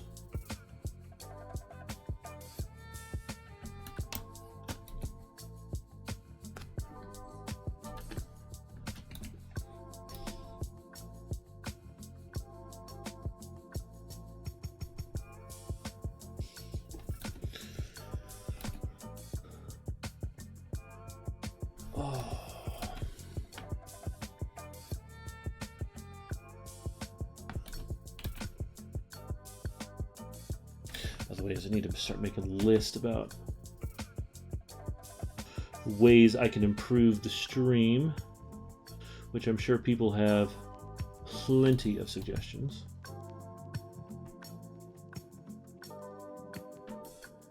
Step 1, don't be terrible.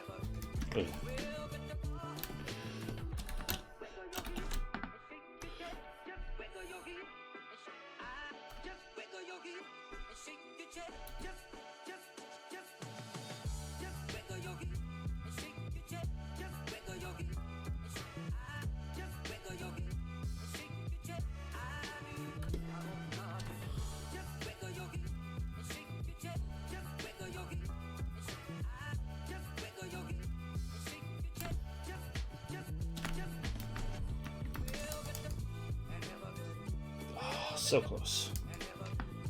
Just gotta work on some face details, and the burb and the sword, and we'll be good to go. Oh yeah, buckles. Buckles are a thing. Tell you what. You know what? The eyes are inset in, so we're gonna need...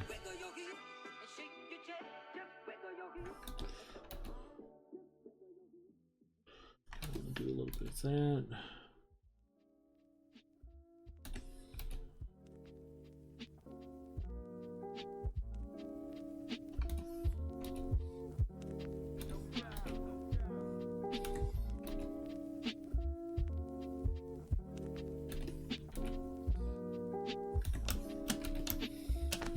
Expressions are always fun to work on these kind of things, because it's like, how do I make him look happy and content while staring at this burb?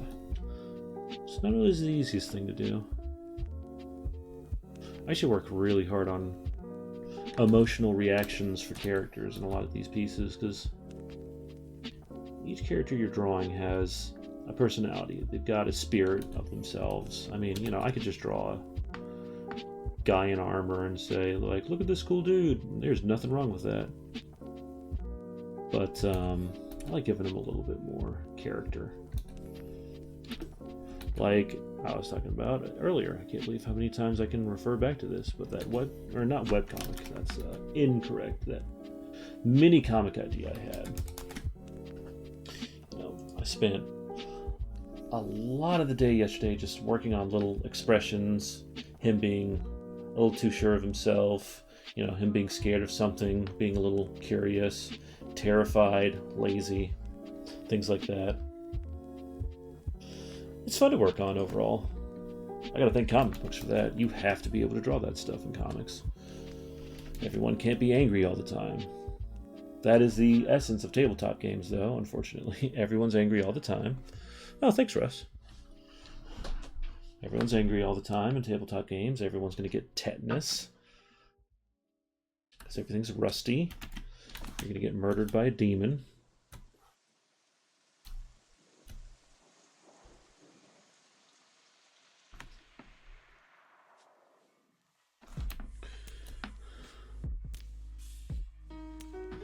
How's your day going, Russ?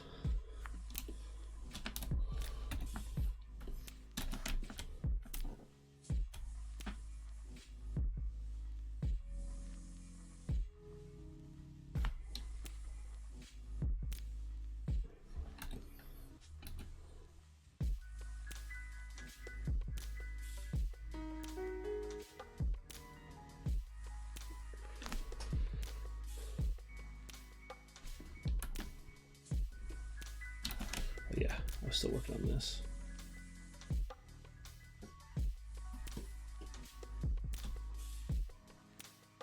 I feel like there needs to be just a little bit of a hint of a... All right.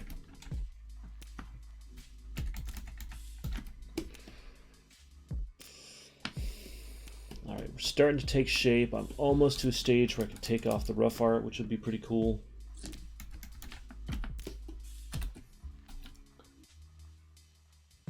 Twill be rad, my dudes.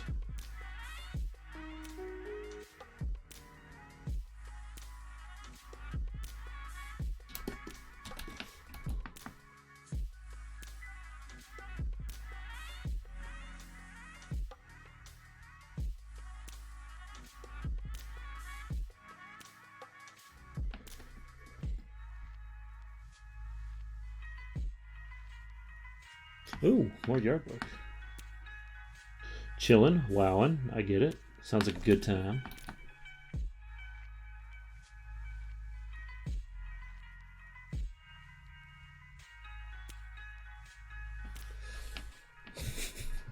Some more yard work. Are you building more things? Are you constructing stuff?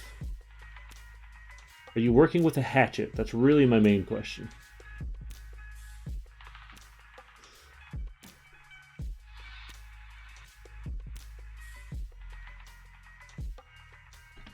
I hear they're dangerous tools, especially when they're freshly sharpened.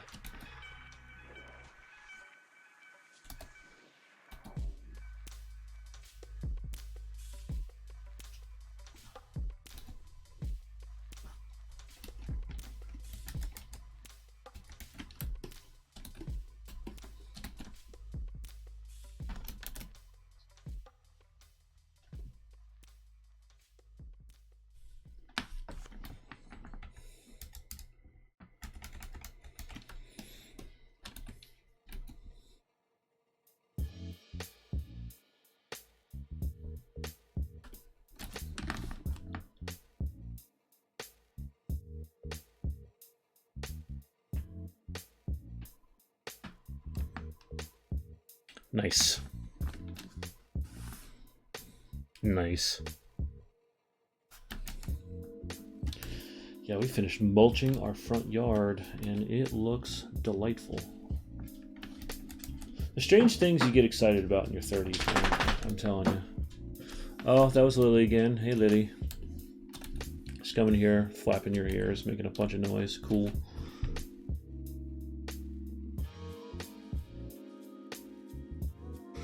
I was actually, when I was at SCAD recently for the Comic Book Arts Forum, which was a super cool thing to go to,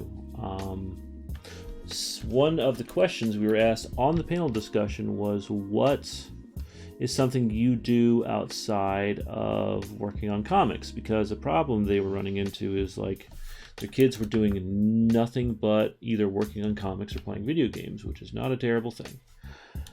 But, you know, you gotta do some things outside of that. So it was like, you know, what do you guys do to have, like, hobbies outside of this kind of stuff? And one of my questions was, or one of my comments was, it's gonna sound weird, I do yard work. And, you know, I realized it was immediately met with, like, huh? But the truth is like, with art and projects, the older you get and the bigger the projects get.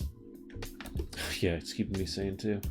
The older you get and the bigger some of these creative projects get, you don't typically see an end result immediately. It takes a while to get to it.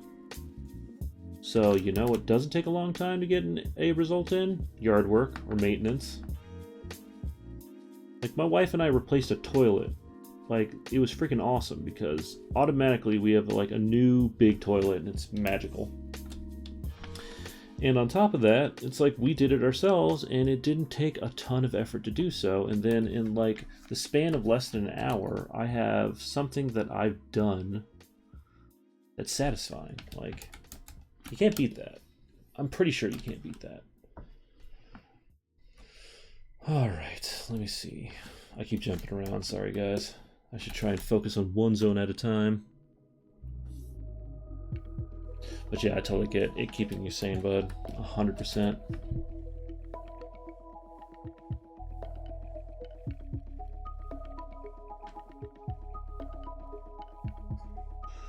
We've actually got some guys coming out to do installation work soon, and I'm excited. Oh yeah, Iris. Yeah, I'll work on that again. But we got some guys coming out to do some installation work soon, and I know I don't have a camera up because I don't think people want to see me hunched over staring at a camera from an inch away. But my office is full of all the stuff we were keeping in the attic, like all the Christmas supplies and all that kind of stuff, and I cannot wait to get them out of here. You know what? I'm actually going to leave the irises for the color stage. Or not the color stage, the final rendering stage. I think I can do a lot of good with that. But the face looks done, for the most part. I threw in some other lines and stuff here, but I think it's unnecessary. Yeah. I can just do that with rendering. This is going to go so dark, it's going to look black. That's fine.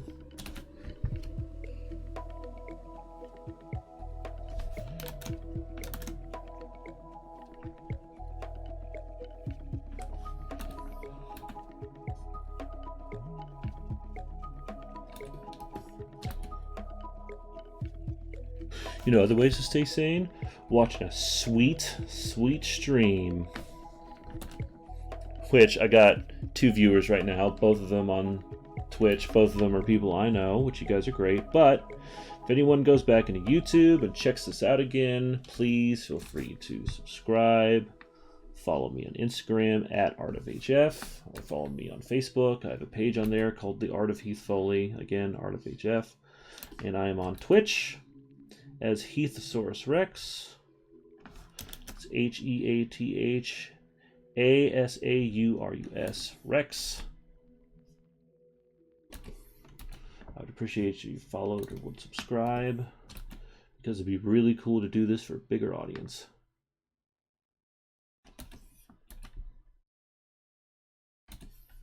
But short term, I don't mind doing it for my friends either. I planned on drawing. Anyways, so why not get people involved? It's basically like an egotistical chat room that I'm running.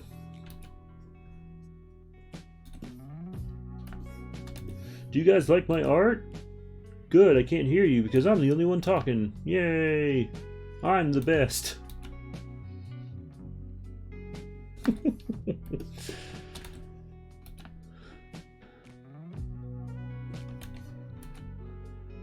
Yeah, you want to talk about things that are keeping you sane. This is that for me.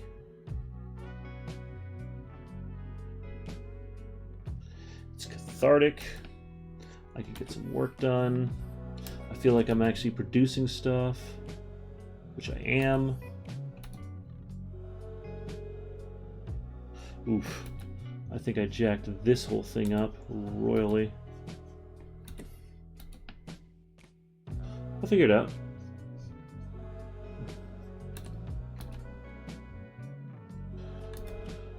I drew a bunch of shapes, none of it made any sense.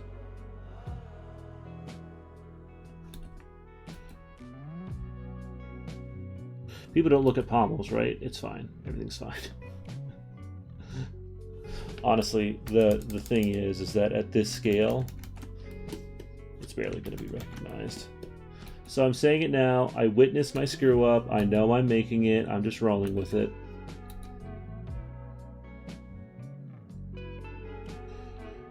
This isn't for any kind of professional project. It's purely for me.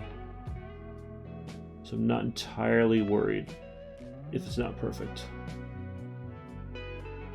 As most people out there should not worry about keeping things perfect.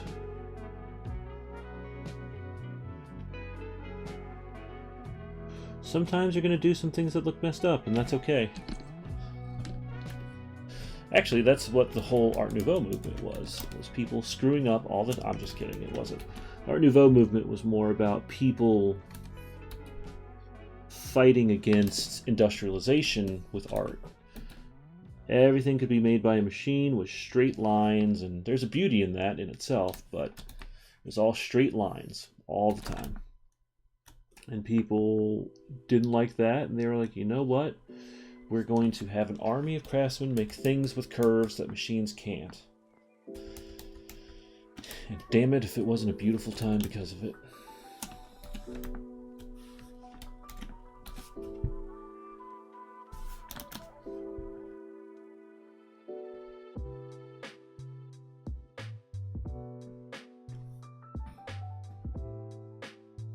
Also playing a lot of Final Fantasy recently. I was like, you know what swords need?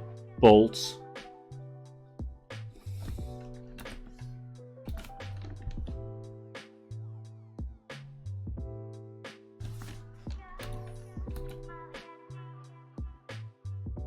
You know what really enhances a sword's strength? When it's screwed and bolted into a thing. I'm also just going to use the same black for the blood groove. I remember the penultimate weapon, for sure. Where I actually wrote the word runes in runes on the edge of the blade. And it had a wing, and the handle was a brush, and it was the most JRPG thing I could think of. Which, you know what's funny, is that at some point or another, a JRPG... I know, art history and art lesson in one stream. I'm hitting all bases here, Russ. They don't even know. I'm educational. Like Wu-Tang. Wu-Tang is for the children. Protect your neck. But yeah, I remember the penultimate weapon. The funny thing is that at some point or another, some video game or something is probably already did it before I even drew that penultimate weapon. Some RPG out there that's got some ridiculous looking thing, and they're just like, this is the ultimate weapon in our game, and it's like, cool.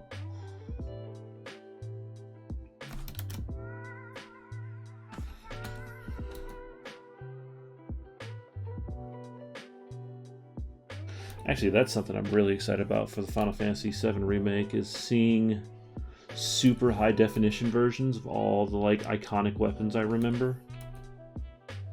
I forgot about the baseball bat. That was hilarious. Just a bat with nails in it. Is it good? Not really. Is its ability good? Kinda.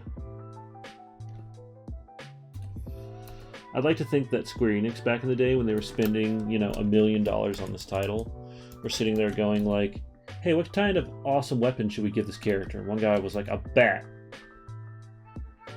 They're just like, really? Just a giant bat with nails in it? Sure. Oh, the dogs are like doing zoomies outside. That's so cute.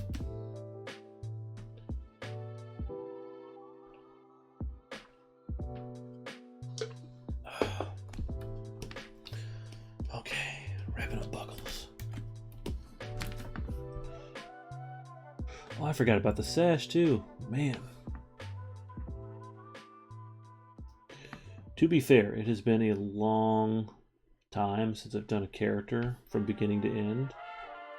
Legitimately, I mean, when the unfortunate thing of running a board game company, co-running a board game company, is it kind of takes up a lot of your time, and you lose a lot of time to do artwork. You know, I'm not saying that in a woe is me kind of way. It's just a truth of the situation. you know, there's arguments to be made. Well, you know, you play video games at night. It's like, yeah, well, I kind of need that to calm down.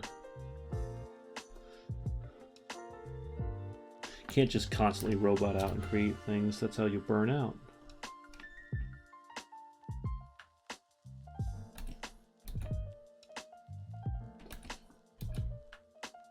Artists gonna take breaks too. Even though we don't want to, and our dumb bodies stop us from doing it. Actually happened on the last stream I did. I got to about 3:45, which was unfortunate because the Facebook side of it broke down, which I think was just a connection issue. And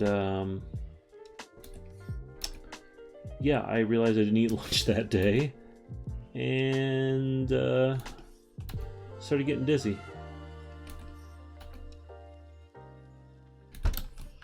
Did better today though. Big bowl of cereal. Ate a lot of fruit.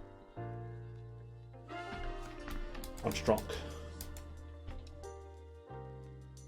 I also don't know why I love these big geometric buckles like this. I've been drawing them on characters for a while now. They probably don't work or make any sense. I'm sure if I talked to Patrick Keith, he would chastise me for drawing a bad belt buckle. That is one of his favorite things to do. Also sorry for anyone who just got blinded by me making the background non-transparent. Or making the background transparent, sorry.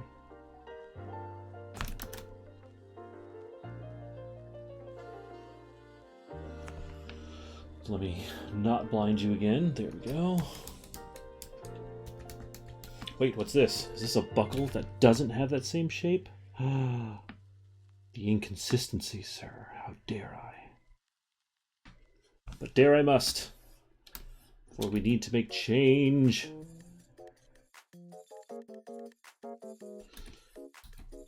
Might be asking yourself, what the hell is he even talking about anymore? The answer is, I don't know. I don't know anymore, man.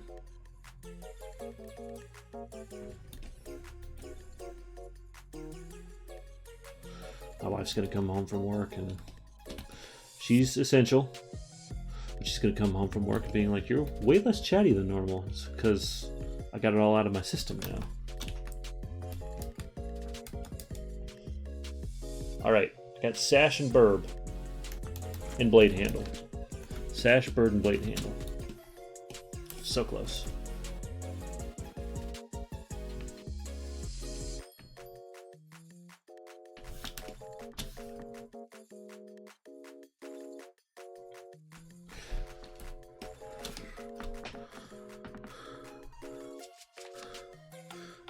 Just 120 hours of print time? Are you freaking kidding me? Well, there goes your week. But, you know, if you don't have any other projects going on, hell yeah. Just print that sucker. Do it in your sleep, it's fine. It's only putting off slightly caustic, melting plastic fumes. Yeah, that's true.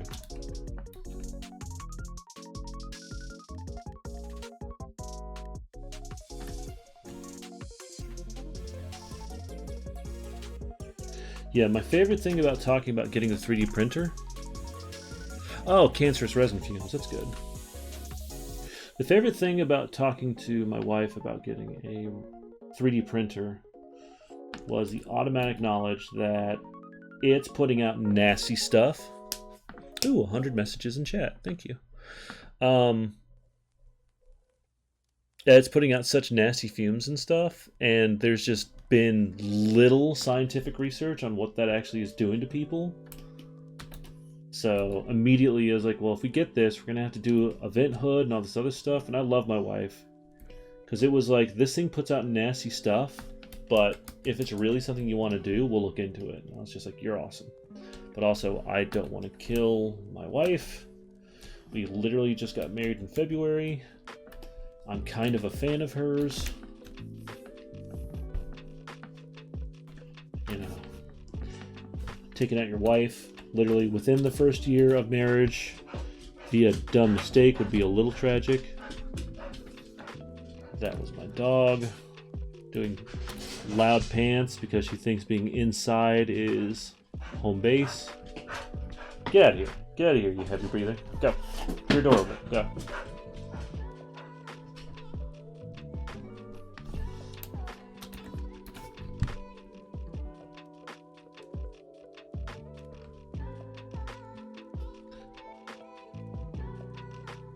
Come on.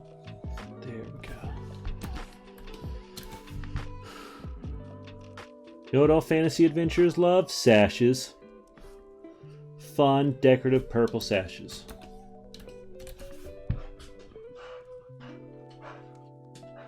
I mean, who doesn't really?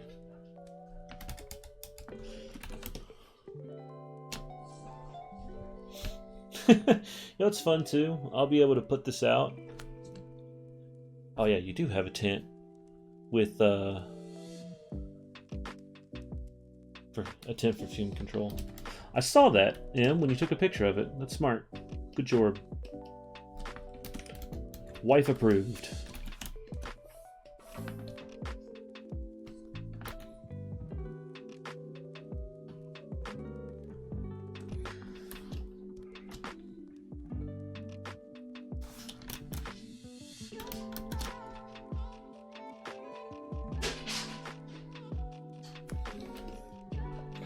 Alright. Guys, I will be right back. I gotta check in on something real quick, but I'll only be gone for about 5 or 6 minutes. BRB. I do gotta fix the burb's feet, but I'll get there.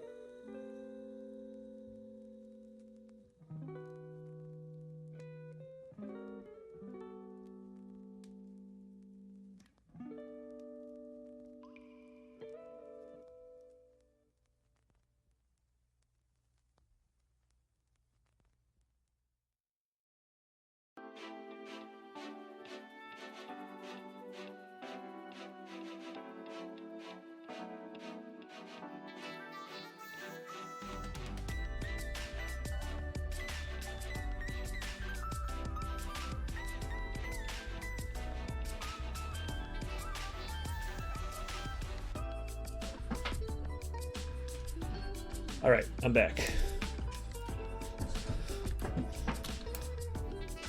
What's funny is that I walked out because I was like, there's a lot of noise happening in my house. And I was wondering why. It turns out the dogs are playing in the yard, and Lily likes to use the house or the deck as home base.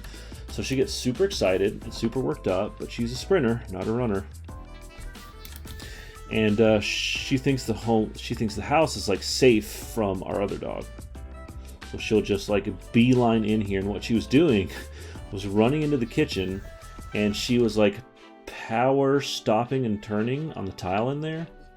And I just heard these like loud stone-like scraping noises. And I was like, that's probably not good. But it was good. It was cute.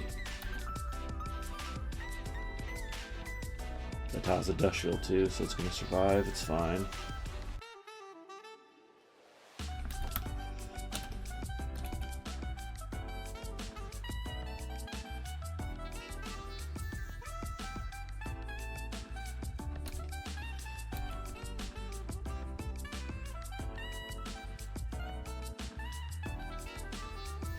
Alright, time to fix the burb's feet. You know how I'm going to do this? All going to be colored line art.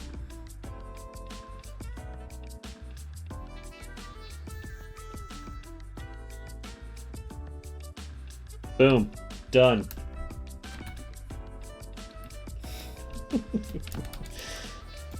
Yeah, that actually worked.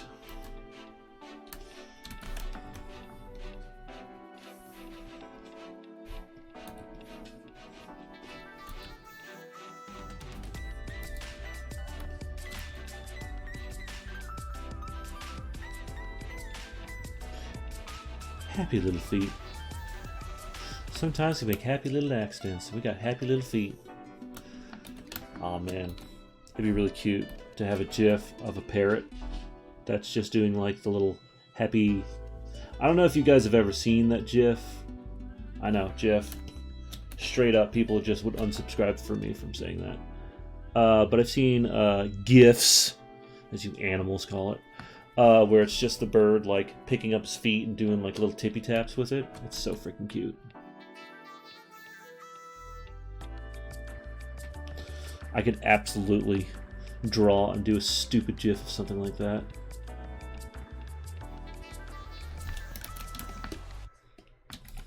And I probably will, knowing myself. Because the 2 or 3 I've already made are really freaking cute, and I want to make more. That's my new enterprise, custom GIFs. Custom, terribly animated GIFs.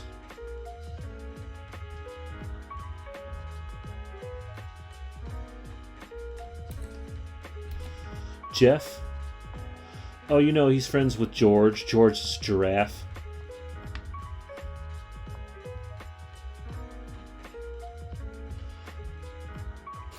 More in-betweens. More in-between GIFs.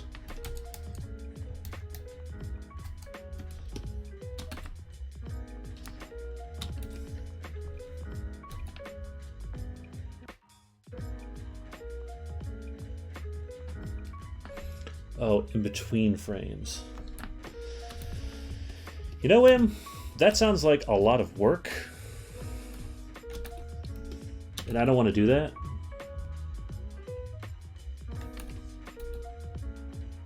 I'm hurting my animation friends. Oh my god. I don't have that many that remain, Em. That's the truth. I'm still friends with people who went to school for animation. I just don't know how many of them are actually doing it.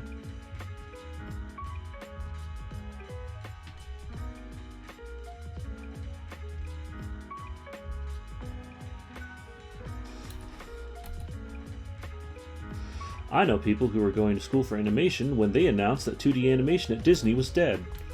And they were taking 2D animation courses, which I'm pretty sure was a smart move.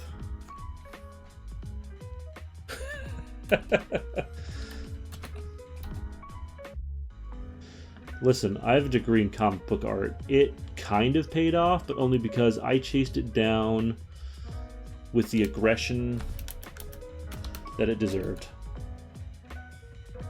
And you'll also notice I'm not doing comics either, so there's that. We all take funny paths to get to where we're going to end up.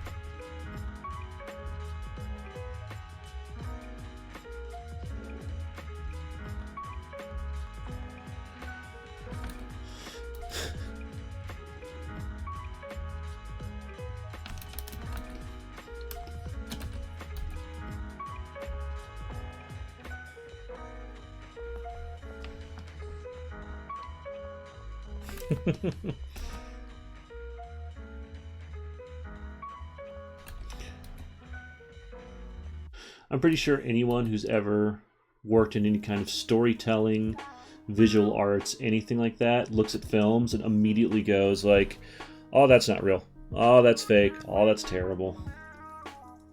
I'll tell you honestly, when I was doing the background work in Ant-Man, which if any of you haven't met me and listen in on this, I did background work on Ant-Man.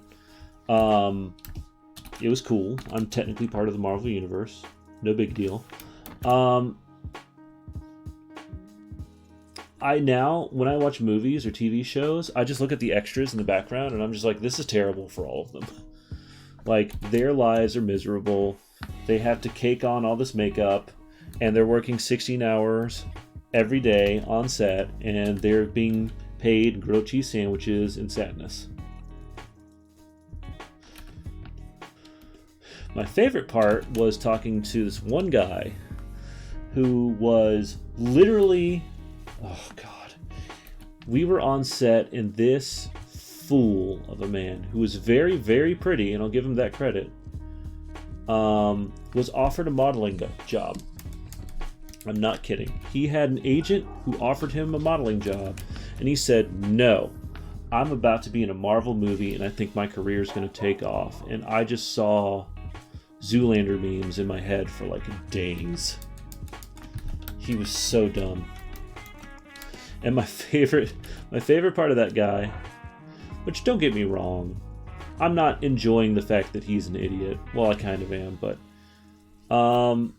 it was the fact that he was so pretty that most of the younger women on set were all about him, right? I don't blame him. He's a pretty dude. Go for it. My favorite part is when there was like 3 or 4 younger 20-something girls that were on set that were fawning over this guy.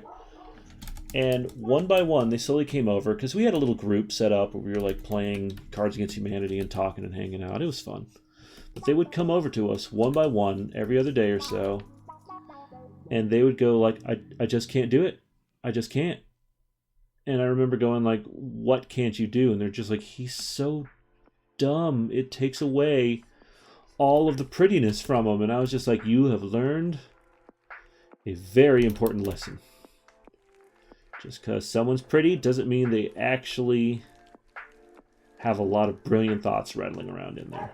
But, that being said, there's also a lot of pretty people who are really smart.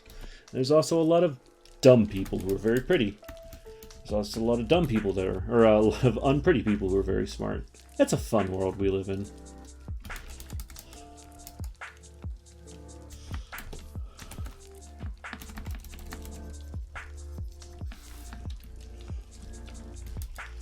Let me see here. I think... Yeah. There we go. Oh. I believe, unless I'm mistaken, all the line art is done. Which is pretty cool. Let me see. Yeah. Yeah, it's pretty rock solid. You know, there's some areas where I could do little bits here and there, but, you know, I'm not going to break it. Like, I could do separations and all the fur and whatnot, but I kind of like it as it is. I kind of like the outline being heavy line art, and then the rest of it just being kind of internal stuff. That's looking good. I'm pretty proud of this so far. So, what is... Oh, thank you, Em. What is the next step in this is going to be shadows. And I don't think I can do all of them in an hour, but I can freaking try. Shadows are interesting in the fact that you're going to start applying shadows to a design, and it's not going to look right out the gate. It's going to seem kind of strange, but as with a lot of art, there's a lot of ugly stages you got to go through to get to the final pretty stage.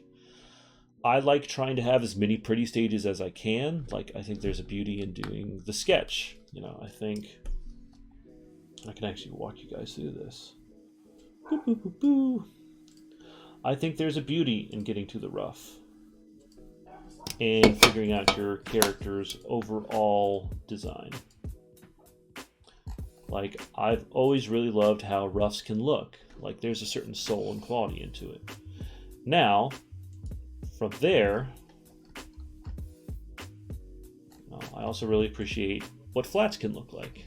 Because, you know, you can start seeing this character take form and color, and that's really neat. And then once you start working in the line art, then it starts bringing the whole thing to life in a whole different way. The neat thing about shadows is it's going to start making this character rounded. It's not just going to be a 2D thing. There's a certain roundness to it to begin with. By roundness, I mean like a 3D aspect, right? Oh yeah, forgot. Boop, eye highlights. There's a certain 3D aspect, a certain roundness, a certain realism that kind of brings the character into a 3D format, which is really neat. That all starts in the shadow phase. Sorry, I've got all my layers and stuff hidden over here on the right side. Shadows. Like, I'll scooch it over a bit so you guys can see. The what? There we go. I can actually just drag it out here. So over here I've got all my layers set up in a certain way. I've got a gray background, which I always like working against. I've got a white background just to kind of see how the colors splash against each other. White's kind of aggressive and it makes my eyes hurt. So that's kind of where I leave it as gray. But I start labeling all my things. Like I have a folder that's just all the rough layers.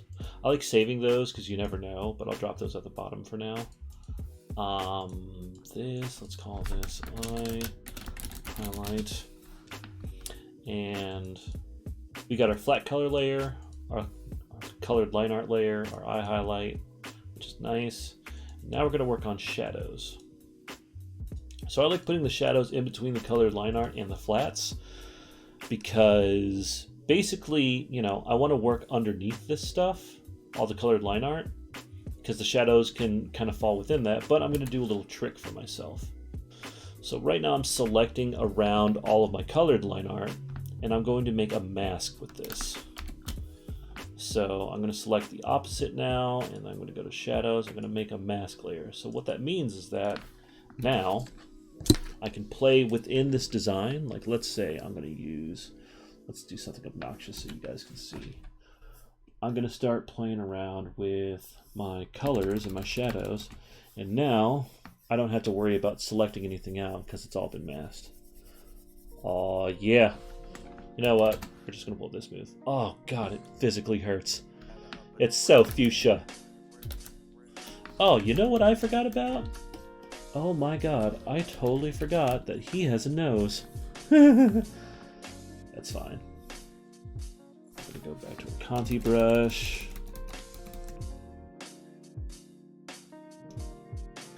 And this won't take long, but it's still kind of a necessary thing. He has a nose. It deserves as much rendering as anything else. Okay, so did I do that? I did that on the shadow layer. That's fine, not the end of the world. I'm just gonna get rid of that, put it on the colored line art layer, move it back down to position. Look at that. Oh, all right, got away from us. There we go. I'm gonna put that back in colored line art, and now we're gonna work on our shadow layer. Now, what I like to do, I'm gonna move layers back over here so it doesn't distract you guys. What I like to do with layers and shadows here specifically is I like to kind of select out zones specifically. So like right there, I've got all the red selected, which I'm not sure why there's some between certain spots, but that's fine. I can fix that pretty easily. So I'm going to select zones at a time to kind of work within. So right now I've got his coat and all that stuff and the handle up here. What I like to do is I like to select out a layer. Like right now I'm going to be working on his coat, and I like to just get darker and a little bit more saturated. And this is just a first pass. Like I'm going to probably add rim lighting and a couple other more colors and reflective lighting and stuff. Like I really want to try and flex on this thing and see how well I can do it. And I always like starting with a big soft brush. By that I mean it's got soft around all the edges and whatnot. Actually, tell you what, we'll go out here. Oh yeah, that's right. I'm working in this layer right now. Pacifically. Incredibly correct, Russ. Let's Seattle this. So basically I'm using a big soft brush first. And right now you can see the dotted line around the edges. I'm going to make that go away with Control H because it bothers me. And whenever you're applying colors, this is way unique to anything else I've done so far. You're going to want to try and apply them based off a direction. Typically, I like to think of my light coming from kind of this angle and hitting the characters. So you're going to get a lot of more harsh lighting. Like, as an example, this right here, his collar is kind of going to be going down, and it's also at a slightly down angle. So I'm going to apply some shadows to it. Hey, Mark. Also, I completely forgot. With this, I like to take the flow down to 50%, just because it kind of helps with, like it flows at 100. I'll try and give you guys a good example. You know, you can get it's not quite as smooth when you're running down, but if you start running flow down 50%, you can get more of a soft line to things, which I like. It's a little hard to tell, but you know, I'm just going to keep going for it. So one of the best tips I've ever seen about digitally drawing is try and use the biggest brush you can for whatever job. Also, I'm going to chisel out a little bit of a shadow here.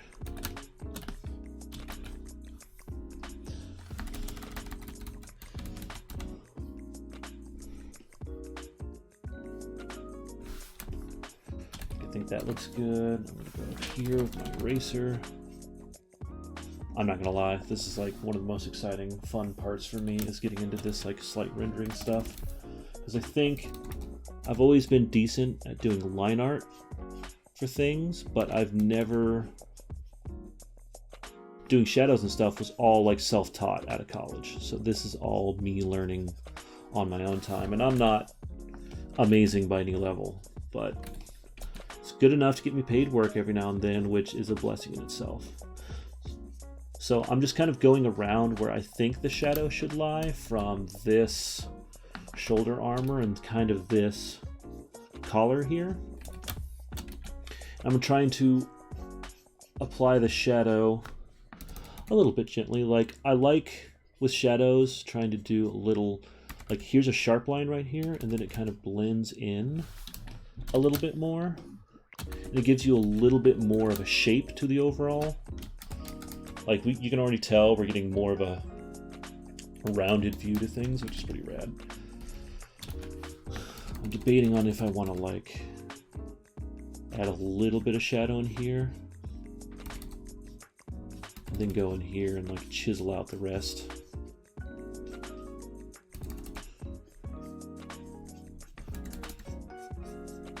Yeah.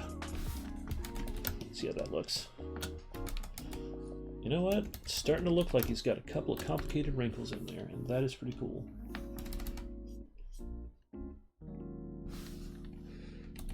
Cool. Take it easy, Em. Thanks for watching.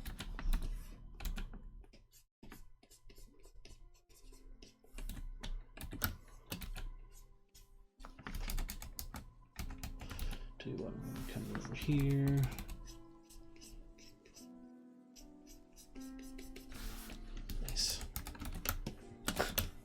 Is it egotistical to be working on your own piece and go, nice?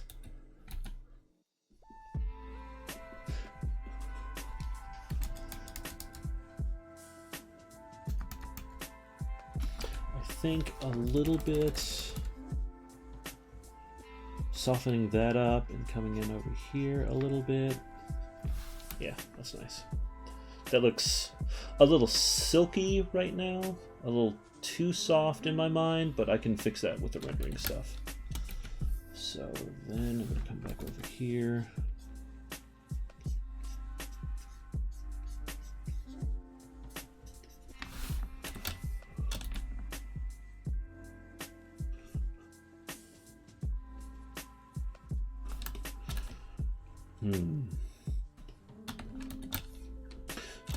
So add a little roundness back here, just a touch, which I'll probably fix this with a little bit of rim lighting. I've really enjoyed using peach as a rim lighting color on things because it just kind of adds a warm wholesomeness to it, but we'll see. So I'm just going to kind of try and be really subtle. So I've got my brushes set up so I can basically have full tilt control over it, like as an example. So it's not always just going to be a super solid color here. I can also kind of gently work into it. That's just for fun, Mark. With this whole me testing out the stream thing, I'm just trying to see what this looks like and what it feels like, and eventually I'll be doing official art for the game as well. But I figured for my first piece, I was like, I'm going to draw something I know. So the idea is I have full control over the opacity and kind of the... It's how solid the color's actually going to come in, so... Oh, wait, forgot. Wrong layer. I'm going to select the flats again, get that out. Work on shadows again. And because this is an illustration, I'm less concerned with making it 100% realistic.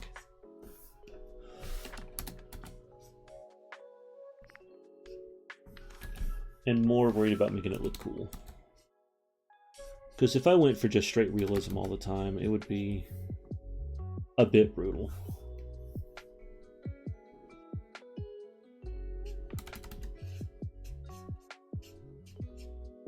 Just need more angry goats. Eventually. Do we have a grumpy angry goat kind of? Oh no, we have a crazy character for the next one, Mark. Just wait. It's like, do we have any grumpy goats? Kinda. Just gonna add a little bit of shading there. You know what?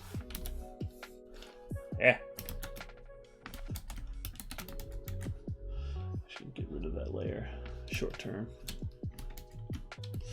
But yeah, you guys can already see that just from a little bit of shadows applied, all of a sudden this thing he's wearing has a whole bunch more weight to it. Which is pretty cool. Probably a little too serious. Like, you know, if I got rid of the colored line art. Yeah. It's a little serious. I'm actually going to tone that back a little bit. I'm going to use a big soft brush for it too. Yeah. Because you only need a little bit. Now, on this side, however, we're going to chisel in freaking hard.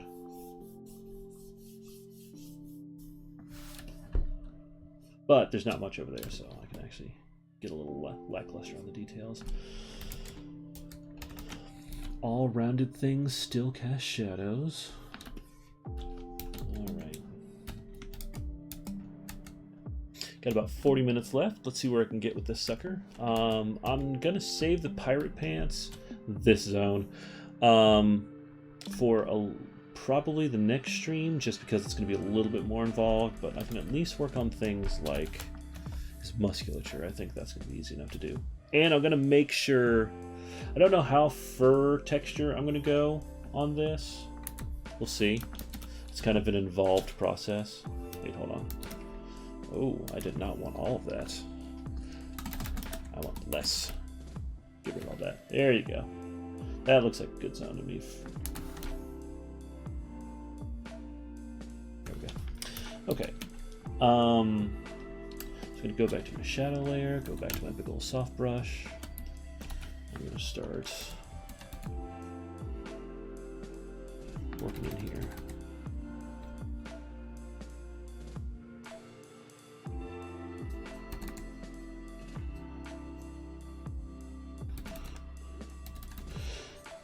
I don't know why. I think I like working with the soft brush overall just because it helps kind of... I can chisel in shapes all day long. I absolutely can, but there's a certain softness to it. Like, I can work with how round things are very quickly, get taken care of, and then if I want to, I can switch to another brush I've got here and really chisel out things. I think starting soft is always a good spot to be in.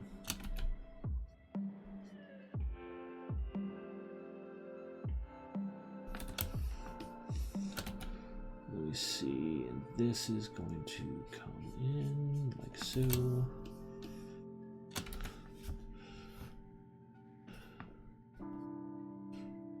What's fun is that this would cast a little bit of shadow on the bicep. Just a touch, not much. It would actually probably continue all the way down here.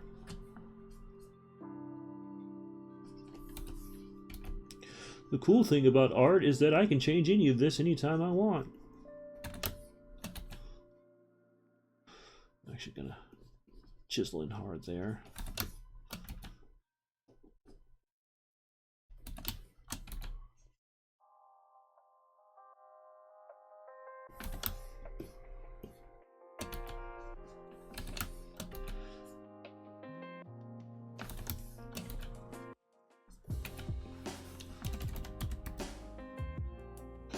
darken that all up a little bit. And you know what? I feel like taking this chiseled one and going a little bit harder in certain parts here.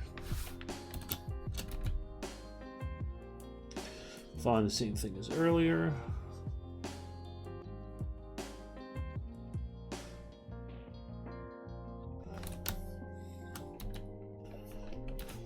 This could probably all be dark. And I'm going to add a little tiny bit of shadow over there. I think technically that's sort of opaque, but I'm not gonna worry about it too much. I also think with this I need a little bit more.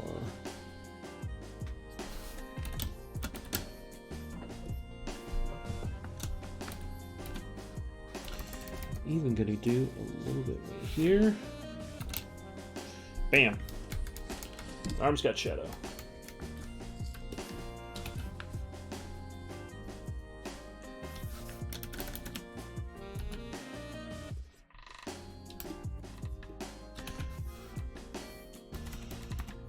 Tell you what, this has got a lot of stuff kind of overlapping it, so anytime stuff overlaps something else, depending on the light source, if it's a strong light source, it's going to leave a strong line, which I think is always a smart move. Then you're also going to have the subtle shadow, which is a little bit softer to actually help with the roundness. And also this arm's coming out, so I'm going to leave that as is. Now, his neck, it's going to be a little bit of a different story because he's got his head here.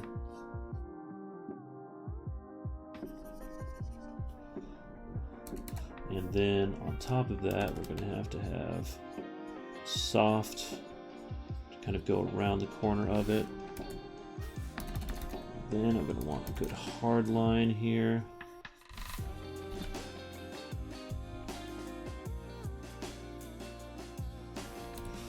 Also, since this is angling down, a little bit there.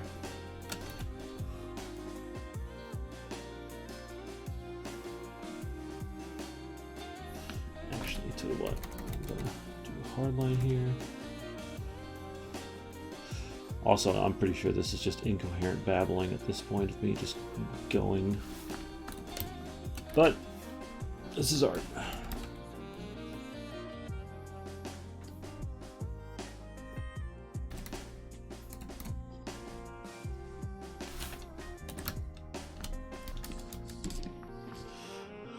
Cool. Thanks for watching, Russ. Take it easy.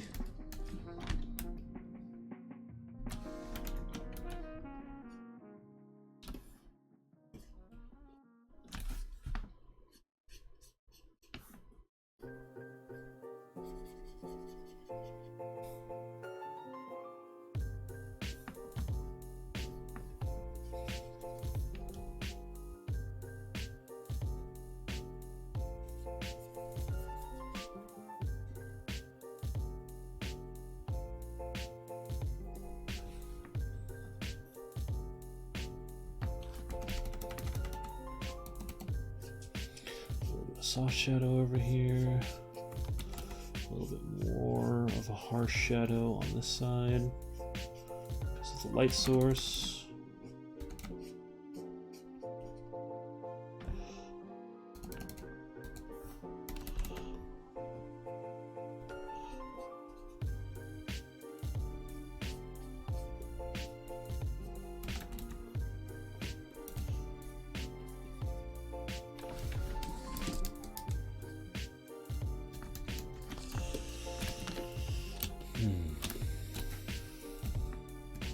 The tail I might leave for later, because I think I have to handle the tail as like one big unit. But I can still work on the little paws.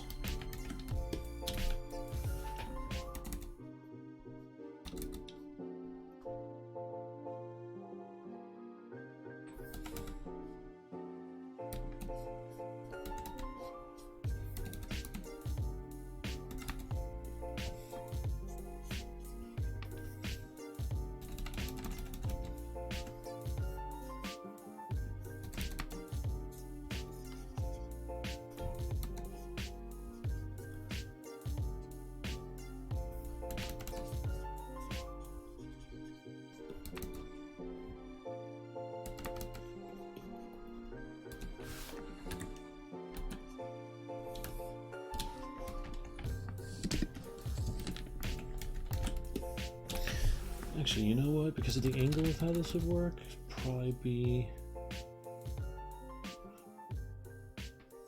a little bit more of it kind of coming out.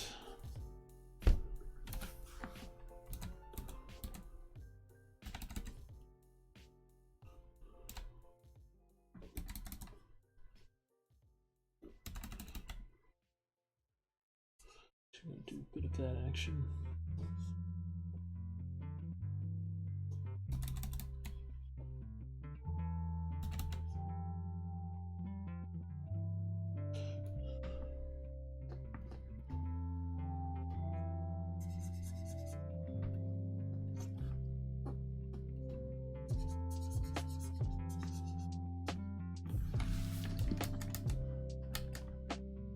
Once you get to the rendering stage, that will make a lot of sense.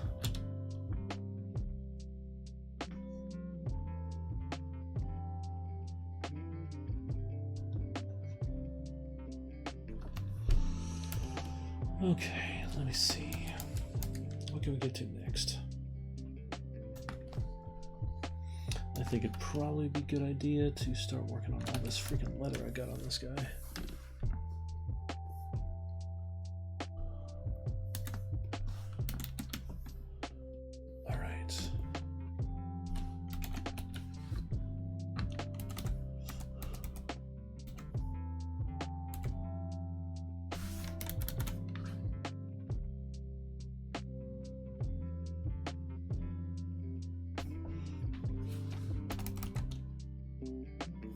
Get a little highlight for the knuckle there.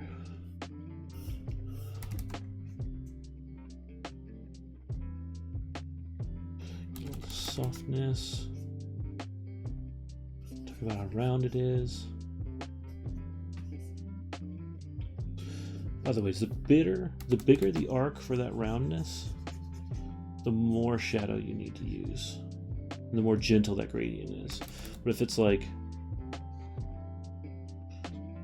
shorter, I don't know the best way to describe it, but you know, if it's like right, like this side of the hand, like it's not going to be much of a curve, but this big bell shape over here, it's a much bigger curve. So we're going to have to be a little bit more gentle with how we handle it.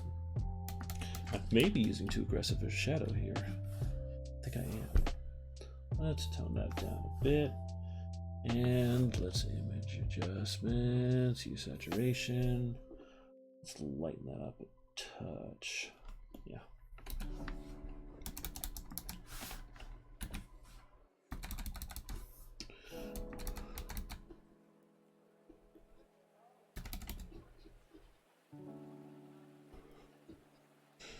Just because something's in shadow doesn't mean you shouldn't render it. Shadows deserve renderings too.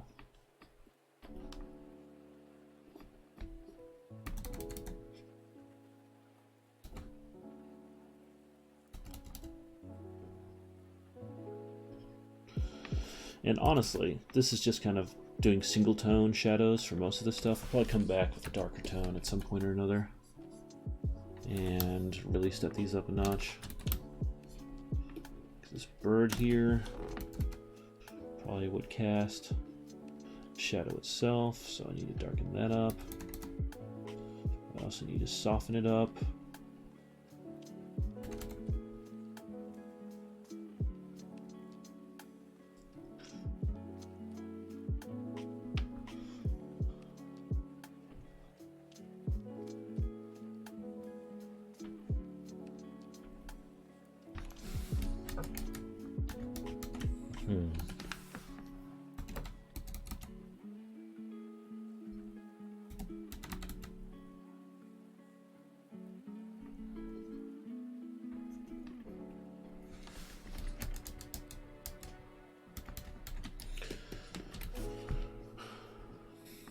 You know what? I think I'll be able to do a lot with that leather in the rendering stage. Rendering stage is actually kind of funny. Like, I figure out so much of the design at that stage. How I want something textured, how I want the highlight to land, all of that. Kind of all happens at once. Most of this is almost grunt work to get to that point, so I can make everything pretty. And as my buddy Russ would keep constantly saying recently, and that's okay.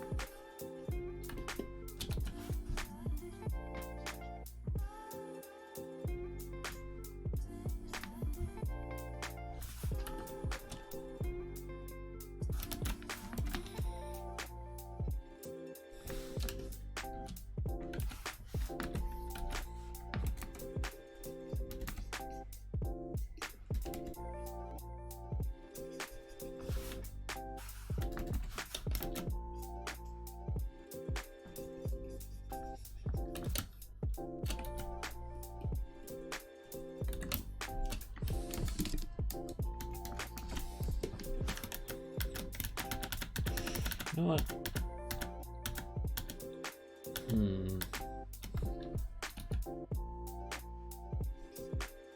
Don't want to go too heavy with that.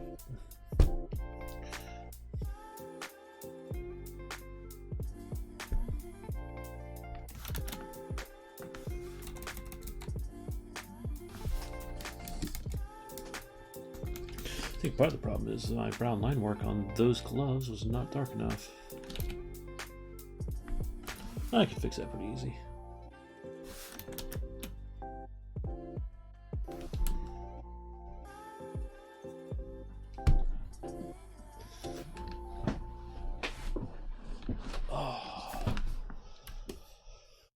Alright, well, we got about 20-ish minutes left.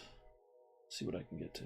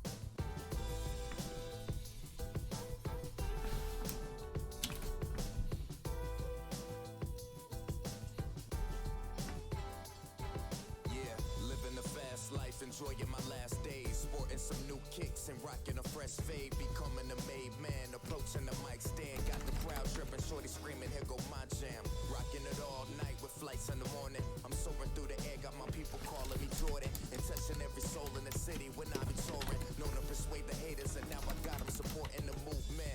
Always executing my blueprint. These plans come together when I represent music. Never losing my stride, put my life in these lines. Your boy is one of a kind. I leave my stamp on these times like this the legacy. Here to defend it with verbal weaponry. Known to bring the fire, devour all those who step to me. Yeah, so bang your head if you feel this. Shouts to PR and sub for always keeping it real, kid. What's the win? What's the win?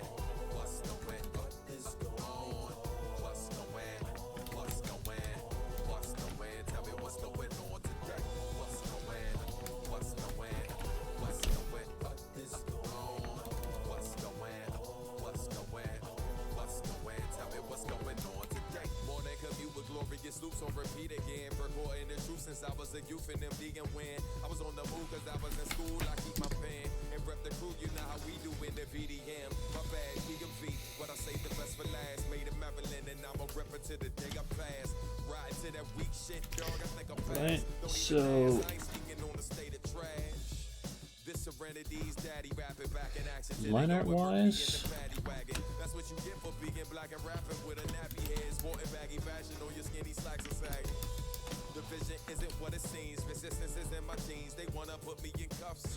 this song's good. It's just throwing me off.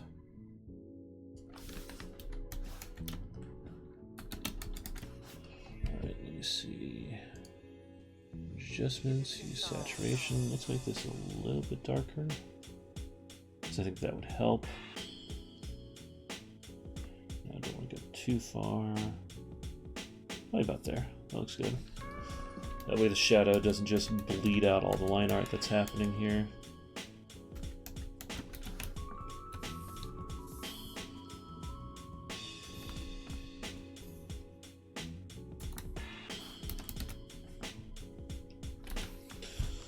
All right.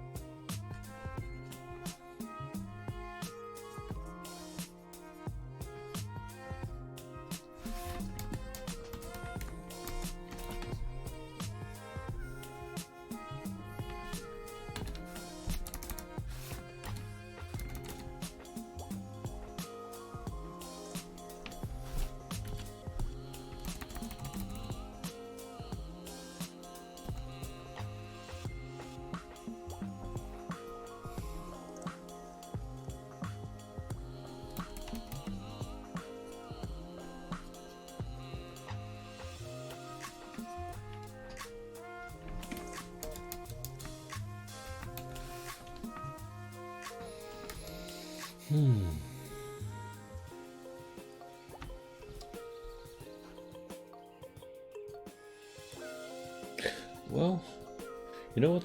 I think it disconnected from Facebook again.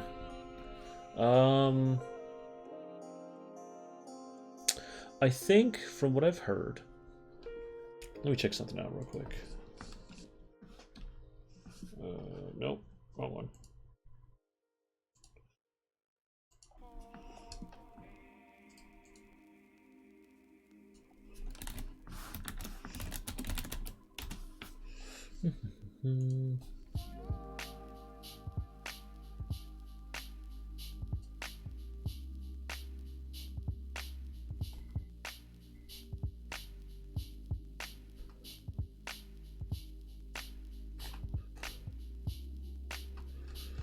Yeah, it disconnected from Facebook. I think there's an answer to that. I'll get it worked out. Like I said, I'm not taking this too tremendously seriously, but and it's about 3:50 right now. Tell you what, I am probably going to call it for now. I'm getting a little worn out, which is never a good place to be when you're getting some artwork done. But this has been awesome. Made some really good progress today. Let me see. Yeah. I mean, any day where I can finish out all the line work and get some shadows on a character is pretty good.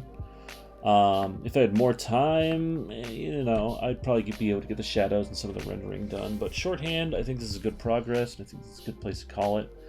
Thank you guys so much for everyone who tuned in and checked it out.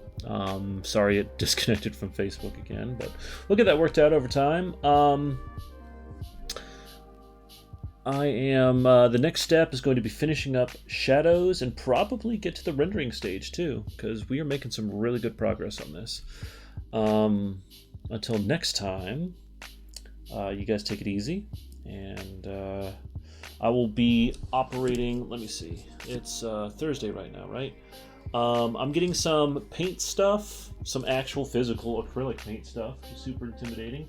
I've already got all the paint I need, and I got a ridiculous easel, like, I mean, Bob Ross style, huge, ridiculous. And I've got some canvases and my actual easel coming in tomorrow. I'm going to start playing around with that and seeing how that feels. I'll take some photos. I'll be putting those on Instagram, which I'm at artofhf, which is the same as my Facebook page. On Twitter, I am Heathosaurus Rex. Not Heathosaurus Rex. Heathosaurus Art. So HEATHASAURUS Art. That is my tag on there. Make sure you guys like and subscribe my stuff. It could help. Like I said, I'm not, dying to turn this into something gigantic, but, growth is good. And I'll be making sure to post this and other pictures and stuff from that sketch I showed off today, and hopefully the actual physical painting stuff I can share on Instagram and Facebook as well. One last time, thanks for everyone who tuned in. This was awesome. I'll make sure to upload the video onto YouTube, and talk to you guys soon. Peace.